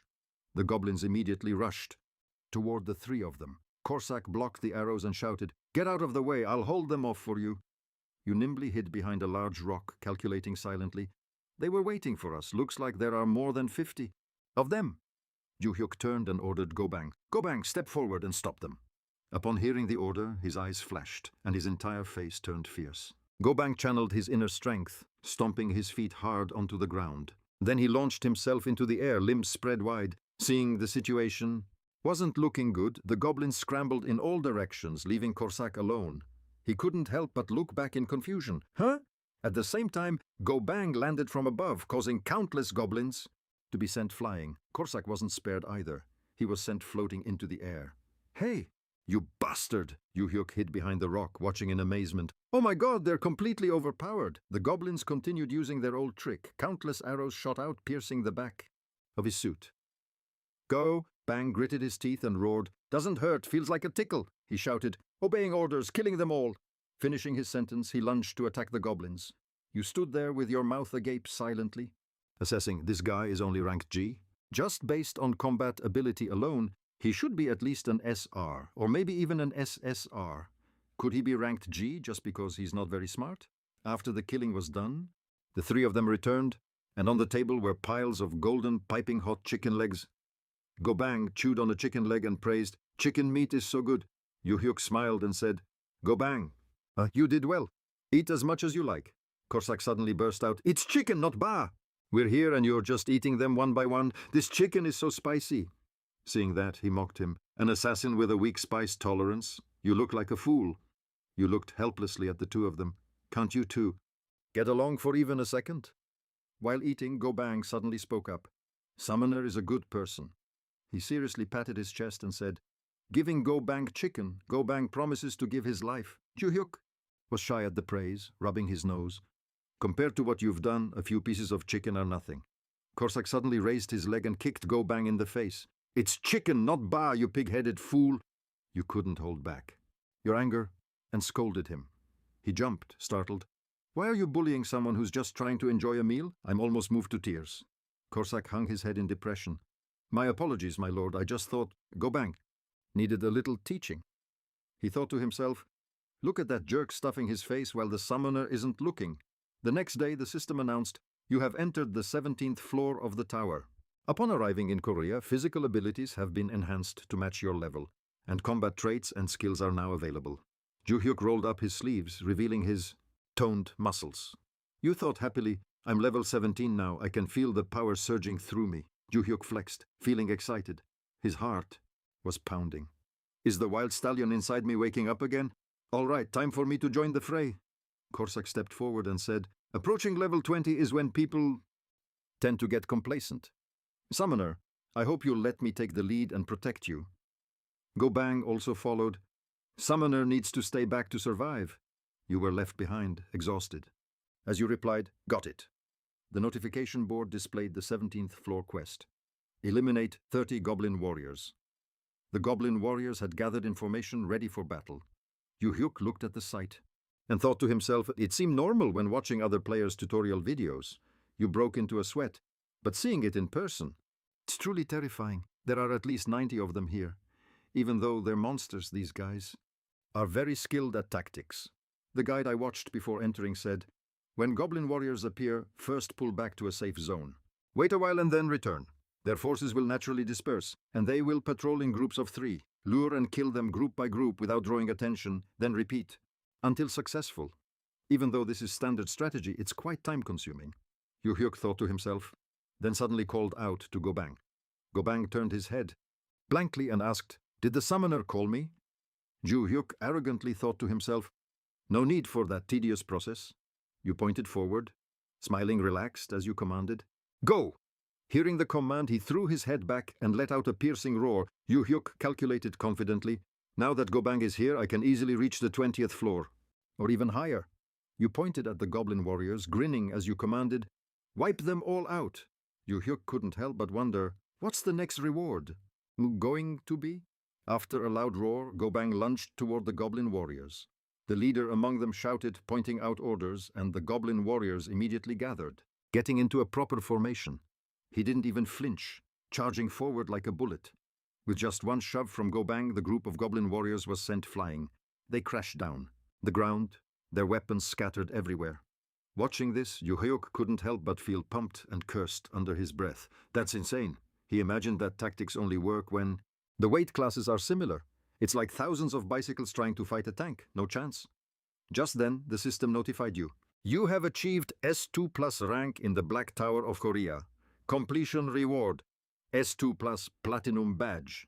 Yu Hyuk grinned, showing his teeth, and exclaimed, awesome! Corsac, standing nearby, stared at him, petrified in shock. Summoner. The system board displays the Floor 18 mission. Defeat 30 goblin assassins. Floor 18 is full of goblin assassins and all three of them were surrounded. Ju Hyuk pointed forward and ordered, "Go!" Immediately Go Bang charged like a bullet. Surprisingly, they were monsters using stealth skills, the goblin assassins, flickering in and out of sight behind the trees. He stared blankly at the trunks. Not a single one was caught. Go Bang looked around, confused, with no one in sight. Getting anxious, you broke into a sweat looking at him. Ju Hyuk suddenly remarked, "This doesn't seem as easy as I thought." Go Bang flailed his arms wildly in the air, stepping, "Come out, you cowardly assassins!" In the middle of the green forest, a laugh suddenly echoed. Cossack stood there triumphantly with his hands on his hips. "You've had to suffer watching the strategy of that idiot Go Bang for long enough. I'll clear your eyes with a top-tier performance." He also began using stealth. The goblin assassin's stealth is nothing compared to mine. Feigning, Cossack only needed a few swings to clear out the goblin assassins. The system continuously displayed notifications. Goblin assassin completion condition. You watched his slaughtering spree in a daze, Cossack. Ju Hyuk suddenly wore a wicked smile. He took the bait. You silently guessed that Cossack was impatient because his screen time had been reduced by that guy Go Bang. Recently he kicked Go Bang's head. "Get out of the way, you brat." He clapped his hands together and spoke up. "I'll help too." Ju Hyuk was secretly pleased. Their competitive spirit had been triggered. You raised your arm, overflowing with spiritual energy, feeling happy inside. "Work hard and earn me some badges. I need to keep strengthening these sweet skills with these perks." Ju Hyuk's face turned serious as he raised his weapon, and he himself was already level 18. You tensed your body, gathering inner strength and hidden power. Ju Hyuk's head suddenly turned into a horse's head. "Release the wild horse," you thought with a thrill. You had checked all the information. Leading up to entering floor 18, Ju Hyuk calculated, "The goblin assassin's stealth skill is only low level, so if I focus I can detect their movements." Your face suddenly became serious. "No, there's nothing to be afraid of because I've practiced pretending enough while grinding floor 15. Ju Hyuk lunged toward a goblin assassin but tripped, making a noise. The goblin assassin spotted Ju Hyuk. You cried silently, "No." Tears. "I lost my balance." But luckily, while stumbling, the weapon in Ju Hyuk's hand precisely struck the goblin assassin's head. "The system immediately announced the completion condition. Goblin assassin 10 out of 30. You stammered, "Caught one." Ju Hyuk thought, regardless, the first hunt on floor 18 was a success. Suddenly a goblin assassin lunged from behind to attack. Meanwhile, things were going very well for Cossack. He easily handled them one by one. Completion condition. Goblin assassin 18 out of 30, good. Completion condition, goblin assassin 25 out of 30. Completion condition, goblin assassin 27 out of 30. Cossack happily spoke up. 3 more to go. He suddenly glanced at Go Bang, who was raising his fists. Go Bang used all his strength, spinning in a circle, and the 3 stealthy goblin assassins were sent flying. He said contentedly, "Go Bang, keep supporting." Cossack angrily scolded, "Get lost, you are in my way." He suddenly remembered and wondered, wait, where did the summoner Bong go? On this side, a blade had appeared above Ju Hyuk's head and was flying at him, but you quickly dodged to the side, narrowly escaping death. Ju Hyuk touched his head, terrified. If I didn't have the energy shield, I would have been a goner. But just then, 2 more goblin assassins charged at him simultaneously. Ju Hyuk suddenly dodged the 2 incoming sword swings easily. Is it because my adrenaline is spiking? The goblins' swings looked like they were in slow motion. You felt like the world was slowing down. You turned the tide, defeating the 2 goblin assassins. The system immediately announced, "You have achieved S2 plus rank in the tower. Black Korea, completion reward. S2 plus platinum badge." Cossack rushed over. "Summoner, Summoner Bong." Ju Hyuk turned to look at him and said, "I think I landed the finishing blow." Cossack knelt on the ground and cried out, "Summoner Bong!" Elsewhere, Mina looked at the screen in disbelief. It's the global announcement for floor 18. Complete. S2 plus rank successful. Kyung-soo slammed the table. "You got it." Wang In also spoke up. "Truly unstoppable. It seems he was extremely well prepared." He excitedly offered an opinion. "In my view, I want to make it public right now that the person with the record for completing S2 plus on 18 consecutive floors in Korea is this very person." Wang In laughed and said, "Sir, don't joke like that." She seriously continued, "because it would be very dangerous if his identity were exposed." Kyung-soo laughed heartily. "I'm just feeling proud of him." Wang In solemnly affirmed, that from now on, Bong Joo-hyuk is a top player who needs to be cared for even more carefully than the elite team. On TV, the news anchor slowly reported, "A new wind and is blowing into the Korean tower climbing scene. After a 20-day break, an astonishing achievement with 18 consecutive floors achieving S2+ rank, this is an unprecedented record in the history of tower climbing. Being rewritten, this mysterious player is currently estimated to be at level 19. Not only players, but the whole country is interested in the identity of this S2+ player." The TV was suddenly turned off by someone. Cossack sighed gloomily, holding the remote. Yoo-hyuk, sitting next to him, wasn't much better. "You suddenly said, 'Cossack, don't sigh like that. If you have something to say, say it.'" He stiffened and replied, "Yes, sir." "Too fast?" Joo-hyuk asked blankly. "What was that?" Cossack said seriously. "The speed at which you realized your talent? You pointed at yourself, asking in a daze, 'Huh? What talent? Who? Surely that's not me, right?'" Joo-hyuk smiled awkwardly and waved his hand. "Never mind. You've got to be kidding me," he thought to himself with a grim face. "No, this is no joke. The feint that Summoner Bong pulled off at the end, it was so flawless that even I'd struggle to replicate it." "Right. That's exactly what makes him even more dangerous." Cossack said solemnly, "No, Master Bong is the real deal. He'll gradually find pleasure in the fight and become more confident. The danger will only increase in proportion to that. Trying to act brave will get you killed. We promised each other that from the start." "Right, you're right, aren't you? Safety first. Survival is the priority." Joo-hyuk stared at him, bewildered. "Yes, of course, I'd never do anything reckless. I'll only catch just one or two." Cossack frowned, silently weighing his words. He looked at Cossack's blank face, a sinking feeling of dread creeping in. He held his head and let out a silent wail. "Poor, poor summoner of ours. I have a feeling he's going to cause some serious trouble one day." Go Bang, sitting behind him, chuckled. "What is that assassin crying about? What a moron." Just then, finished with his sentence, Cossack unleashed a kick toward Go Bang.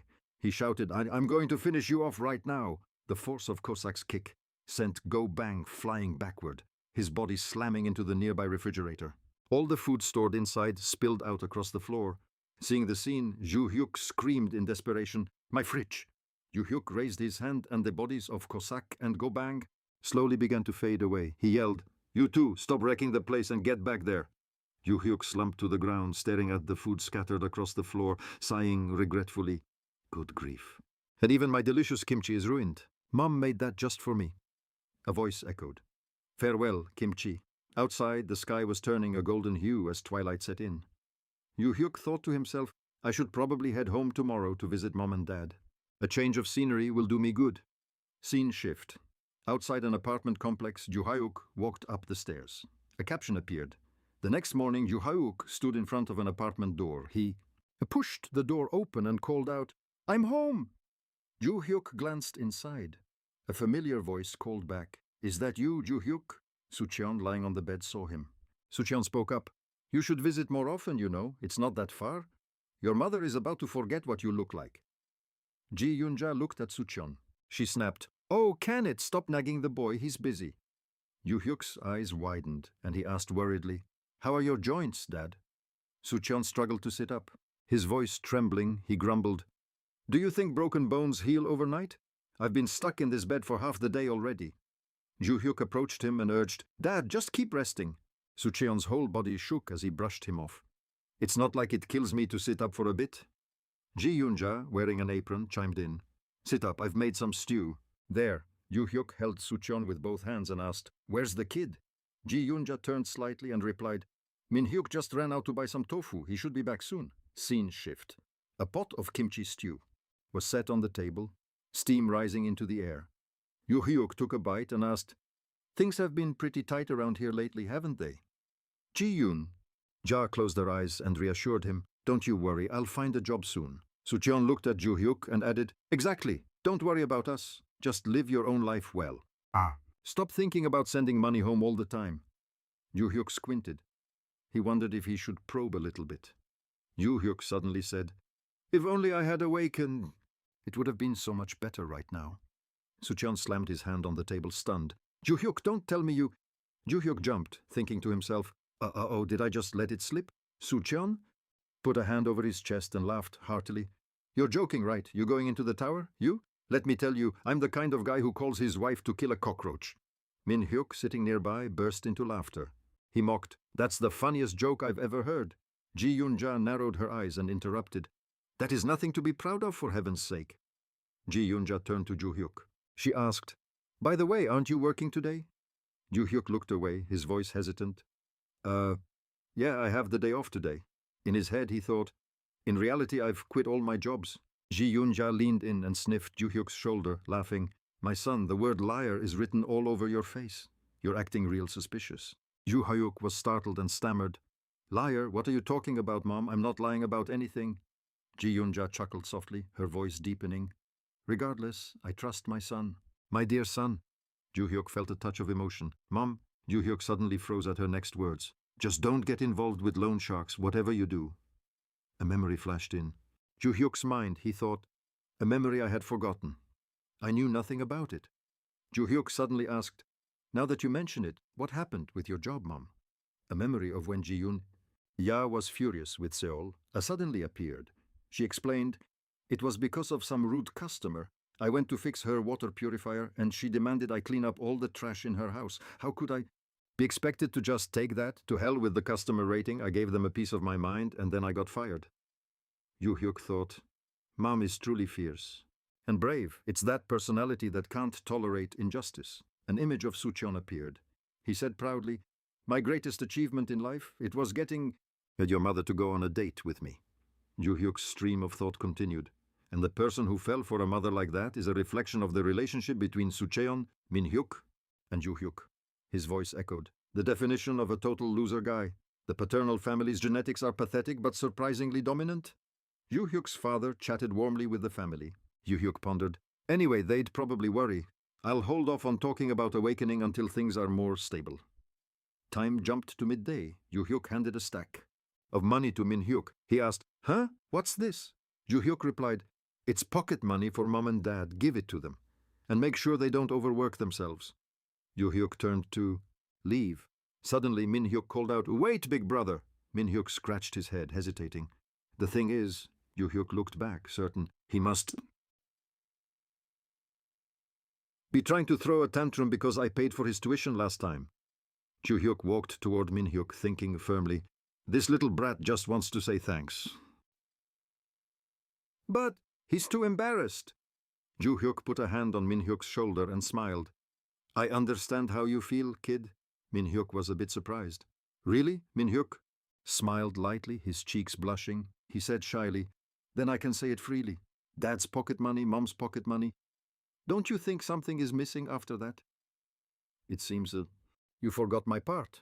"Big brother." Yu Hyuk stood speechless, his mind filled with disappointment. "You little devil," he gently advised Min Hyuk. "Don't go spending it on useless things, you little brat." A notification appeared. Transfer of 500,000 won complete. Scene shift. Ju Hyuk stood at the base of the Awakened Management Bureau. A caption appeared, "Seoul Hannam Awakened Management Bureau." Ju Hyuk looked up at the high floors, feeling uneasy. "I intended to go straight home, but I ended up dropping by on a whim. After meeting my family, the desire to do this way properly has only grown." An image of Kwang In appeared in Ju Hyuk's mind. "If you visit the store, please contact us in advance." Ju Hyuk closed his eyes and muttered, "It should be fine." "Right? If I meet him again, I'd probably feel pretty guilty." Ju Hyuk's mind flashed images of an item and monsters in the tower. He thought he already had the energy shield, so those monsters. As the items get stronger on the higher floors, Ju Hyuk walks into the building and decides it's best to buy a shield. He heads over to a large, glistening gold shield. Hajun raises a hand and gives him the price. "That one is 100 million won." Yu Hyuk is startled as soon as he hears it, his mind blown.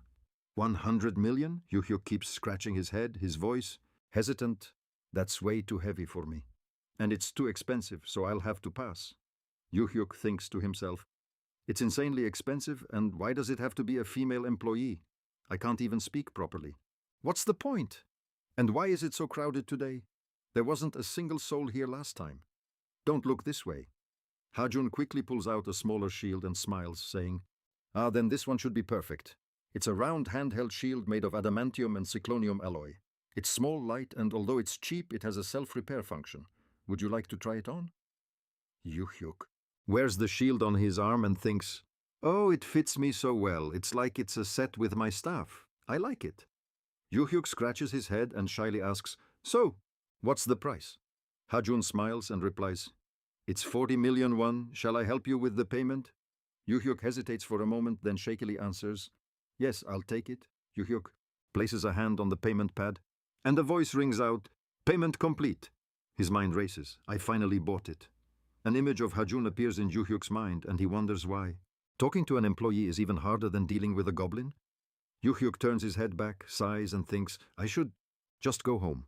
Suddenly, from a distance, Hoseok is leaning against the glass door. He speaks up. "You haven't been awakened for long, have you?" Hoseok extends a hand. He politely introduces himself. "I'm a player too. Nice to meet you. I'm Choi Hoseok." Yuhyuk thinks confusedly, what is this? He's a bit too enthusiastic. Yuhyuk takes Hoseok's hand and hesitates, replying, "Yes, I'm Bong Juhyuk." "So you're Yuhyuk?" Hoseok puts one hand on his hip and says with a smile, "I come to the shop every day, so I wanted to get to know you since I haven't seen you before. If it's not rude to ask, what floor are you on? I'm currently climbing up to the 30th floor. Yuhyuk bows his head and softly replies, "I'm on the 10th floor. Yuhyuk thinks, "That's a really high level." Hoseok smiles brightly and exclaims, "I see. If you have any trouble while climbing the tower, just ask me." Yuhyuk looks at Hoseok and thinks, he seems easygoing and kind. He looks like a natural-born extrovert.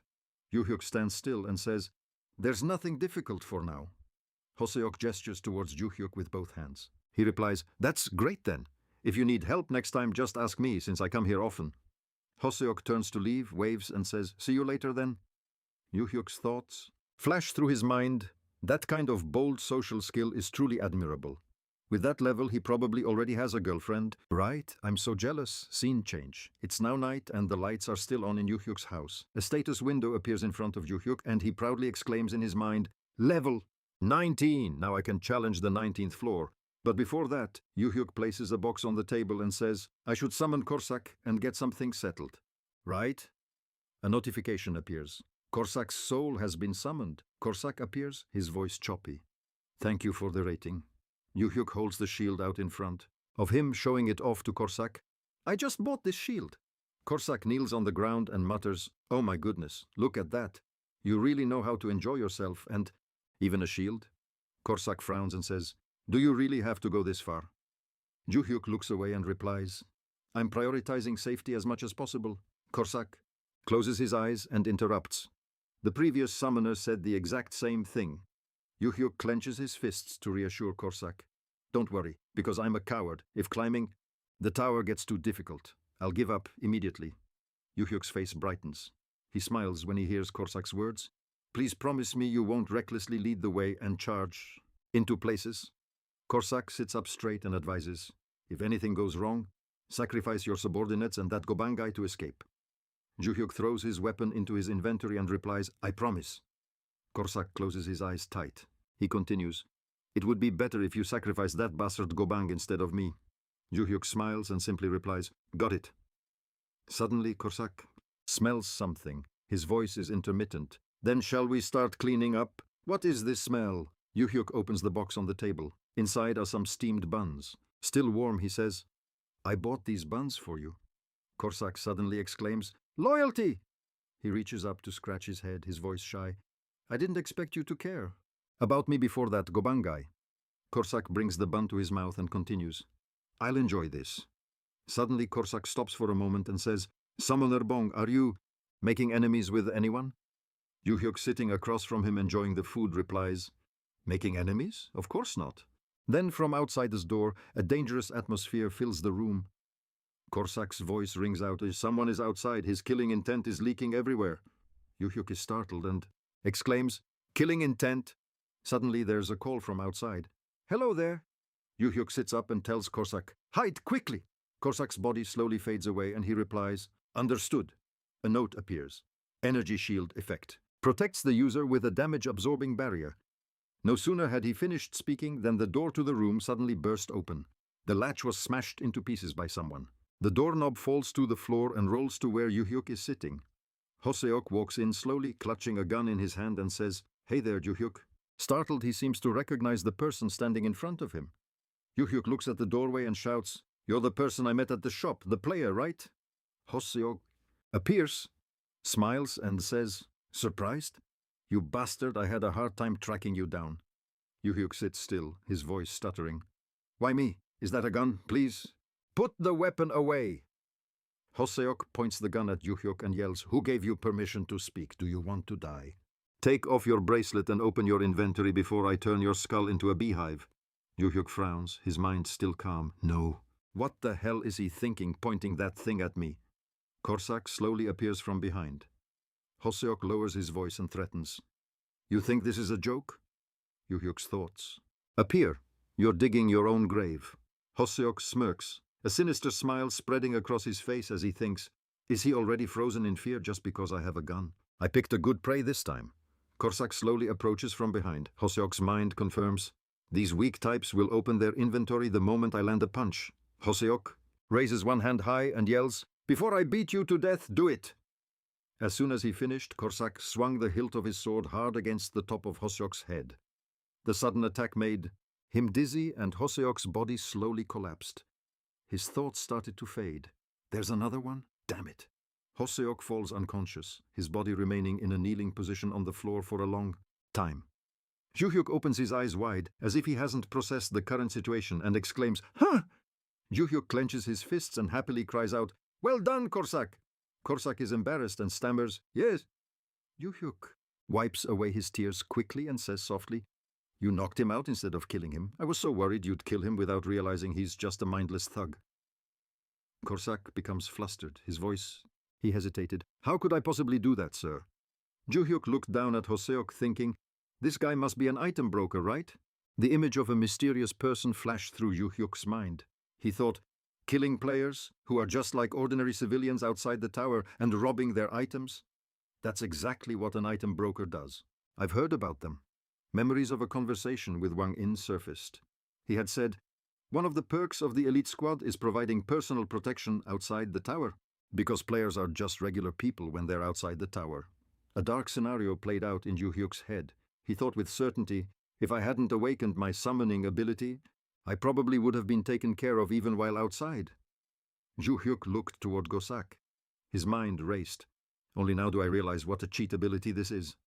Gosak turned back to him and spoke, "I'll handle this guy." "Out here, sir?" Yuhyuk spoke in a low tone, brushing it off. "Forget him. We just need to report this to the police." Gosak looked flustered, his tone hesitant. "There's no need for that. I can just take him far away." Yuhyuk replied coldly, "No. It's fine. Reporting to the police is the easiest way." Gosak lowered his voice, sounding disappointed. "Yes, sir." Scene shift to Kyungsu's office. He exclaimed in shock, "The shadow player stopped by again? A shop?" Wang In placed his hands behind his back and replied softly, "Yes, I didn't even know myself." Kyungsu looked at Wang In and asked, "What did he buy?" Wang In paused. His voice dropped. "I heard it was a small round shield." Kyungsu sighed, his voice tinged with regret. "If only he had signed an elite contract, I would have equipped him from head to toe." When Kyungsu looked up, he asked, "Have we identified the shadow player's class yet?" An image of Yuhyuk in glistening armor appeared in Wang In's mind. He analyzed. "Based on the purchase of the lead and the shield, we suspect he's a melee class. Still, he doesn't have enough for a full set of armor yet." Suddenly Wang In's phone rang. His voice trailed off.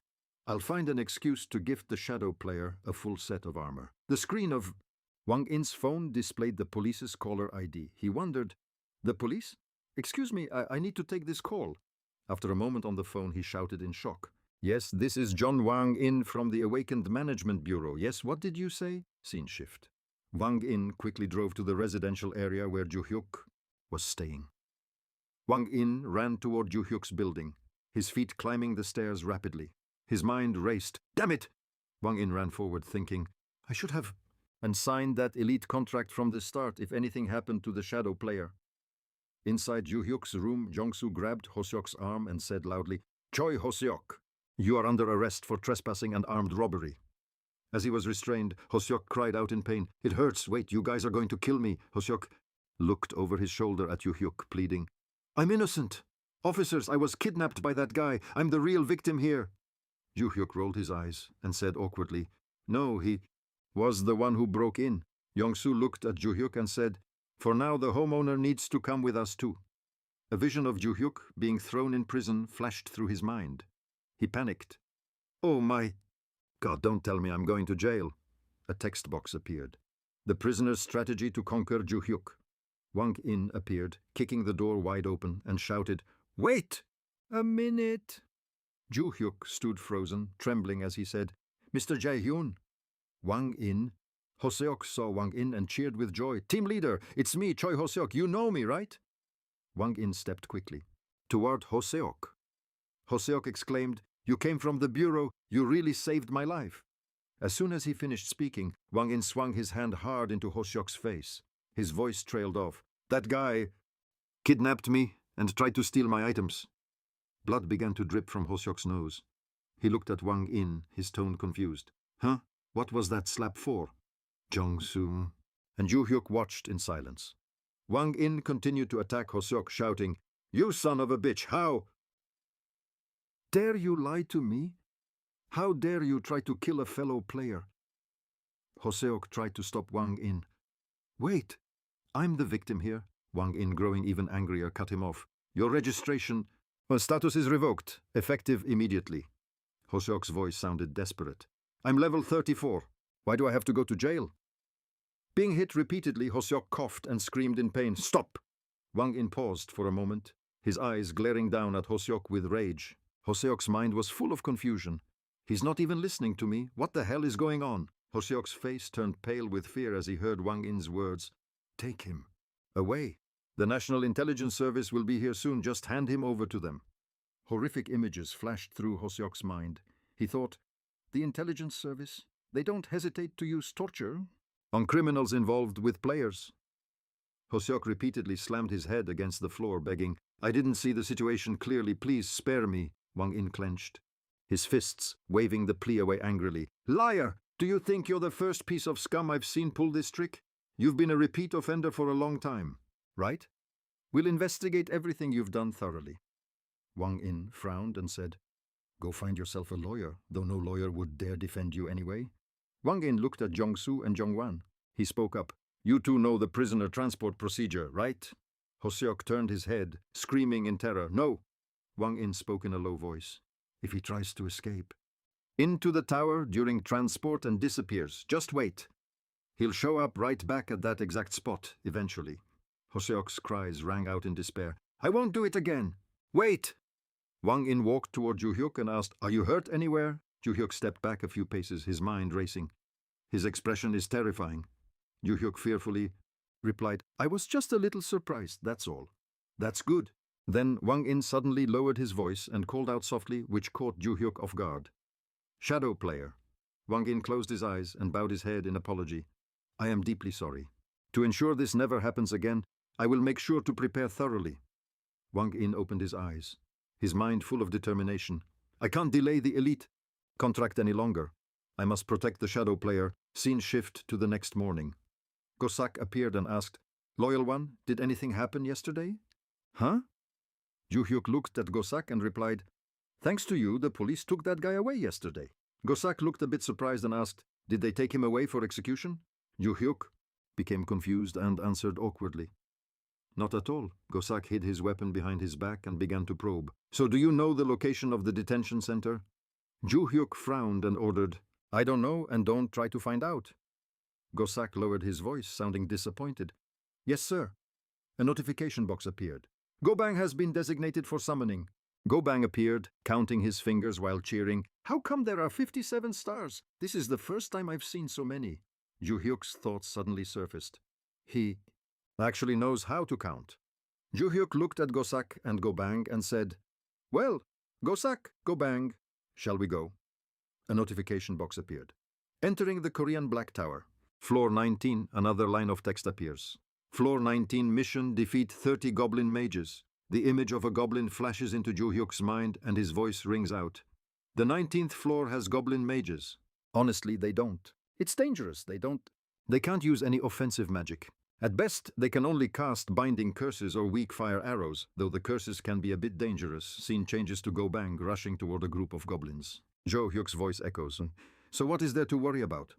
The goblins raise their staves forward, firing a stream of black magic toward Gobang. Gobang stays calm, he sighs and prepares to counterattack. Gobang opens his mouth and lets out a loud shout.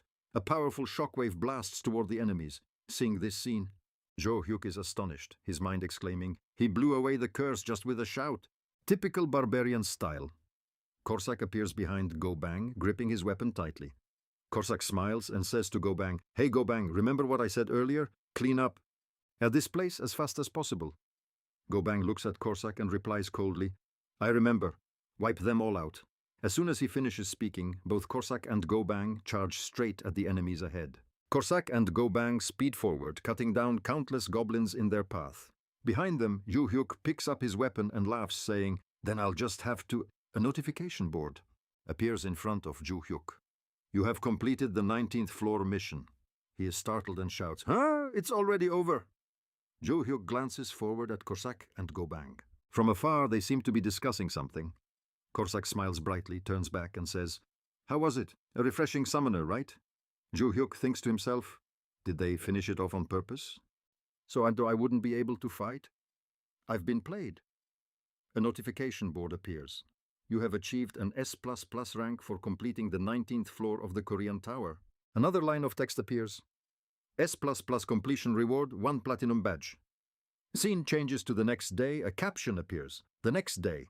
The voice of the system rings out, "Entering the 20th floor of the Korean Dark Tower." Scene changes. A memory flashes in Zhou Hyuk's mind, his voice saying, "Since I was little, I've had an introverted personality." Suddenly, Duman comes out of nowhere, grabs Zhou Hyuk's toy car and shouts, "I'm taking this!" Duman takes the car and walks away, leaving Zhou Hyuk sitting there, confused. In the background, time shifts to when Zhou Hyuk reached level 1, his voice saying, "Reaching level 1, things only got worse. Being poor is a crime." And as time passed, Zhou Hyuk entered level 2. He says, "At level 2 I was still a loner."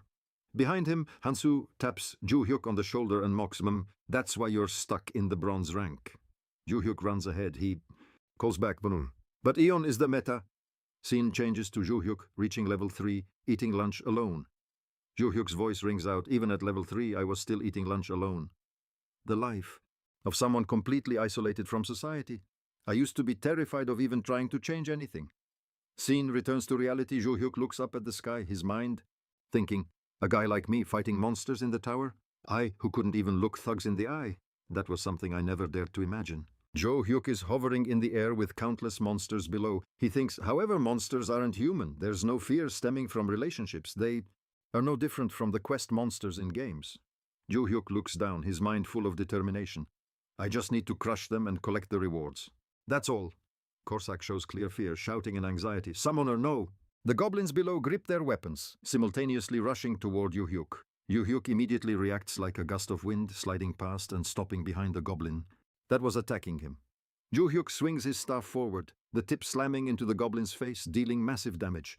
Zhou Hyuk continues to dash through the battlefield. On his way, he takes down countless enemies. Surprise is evident on Corsac's face as he thinks to himself, in such a short time, is he actually using at this level? Dozens of arrows fly toward Zhou Hyuk. Corsac's voice warns, "Summoner, no, be careful!" Zhou Hyuk quickly raises his shield, the red-hot arrows embedding straight into the shield's surface. Zhou Hyuk glances at the blue smoke enveloping him and thinks, "If I didn't have a shield, I would have turned into a pincushion." Zhou Hyuk immediately becomes terrified, sweat rolling down his face, his mind trembling. "That's so scary. Did I overdo it a bit?" On the other side, Corsac is also fighting enemies. He looks back when he hears Zhou Hyuk's cry for help. "Save me!" Corsac looks at Zhou Hyuk and shouts, signaling, "Yes, summoner, just run."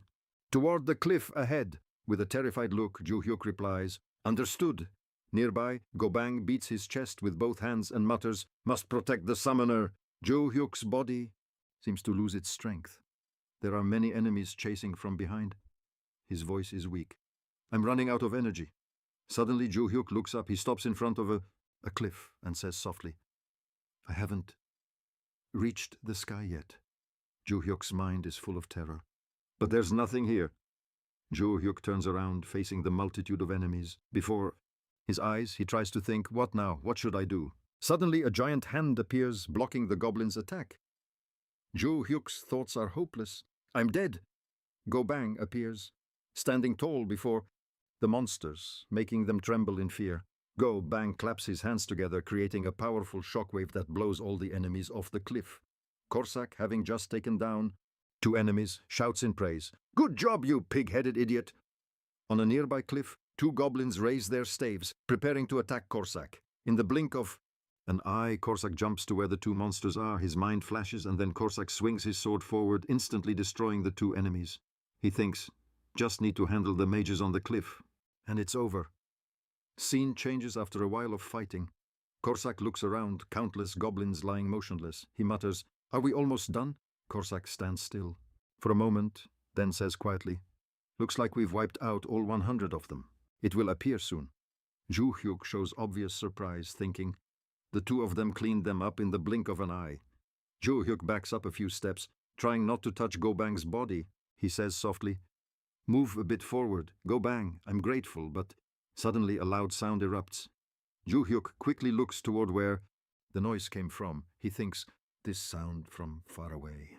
A giant goblin steps out from somewhere. Zhu Hyuk's mind flashes. The long-legged idol of the goblin species, those who are always troubled. Because of his short legs, the hobgoblin's final evolution perched atop the cliff. Corsac bolted forward. He leaped into the air. The ground shattered into pieces. He shouted, "Gobang, move fast!" Gobang lunged straight toward the goblin. He yelled, and text appeared. "Leave it to me," Gobang collided. Making contact with the monster, he tried to push it back. Gobang thrust his hand forward, gripping the goblin by the throat, while Corsac dove quickly underneath. He chuckled, saying, "You're actually useful today." "That's it! Hold it steady!" Corsac gripped his weapon tight and attacked the goblin that Gobang had pinned down. He landed 2 more strikes, finishing the monster off completely. He packed sound. Finally, the notifications chimed one after another. All goblin types, 100 out of 100. Hobgoblin, 1 out of 1. You have completed the 20th floor quest. Level up. Rewards. 2 kilograms of mana stones. Exclusive tower recovery potion, 5. Corsac scratched his head, gave a light laugh, and said to Zhu Hyuk, "We did it." Zhu Hyuk looked over at Corsac.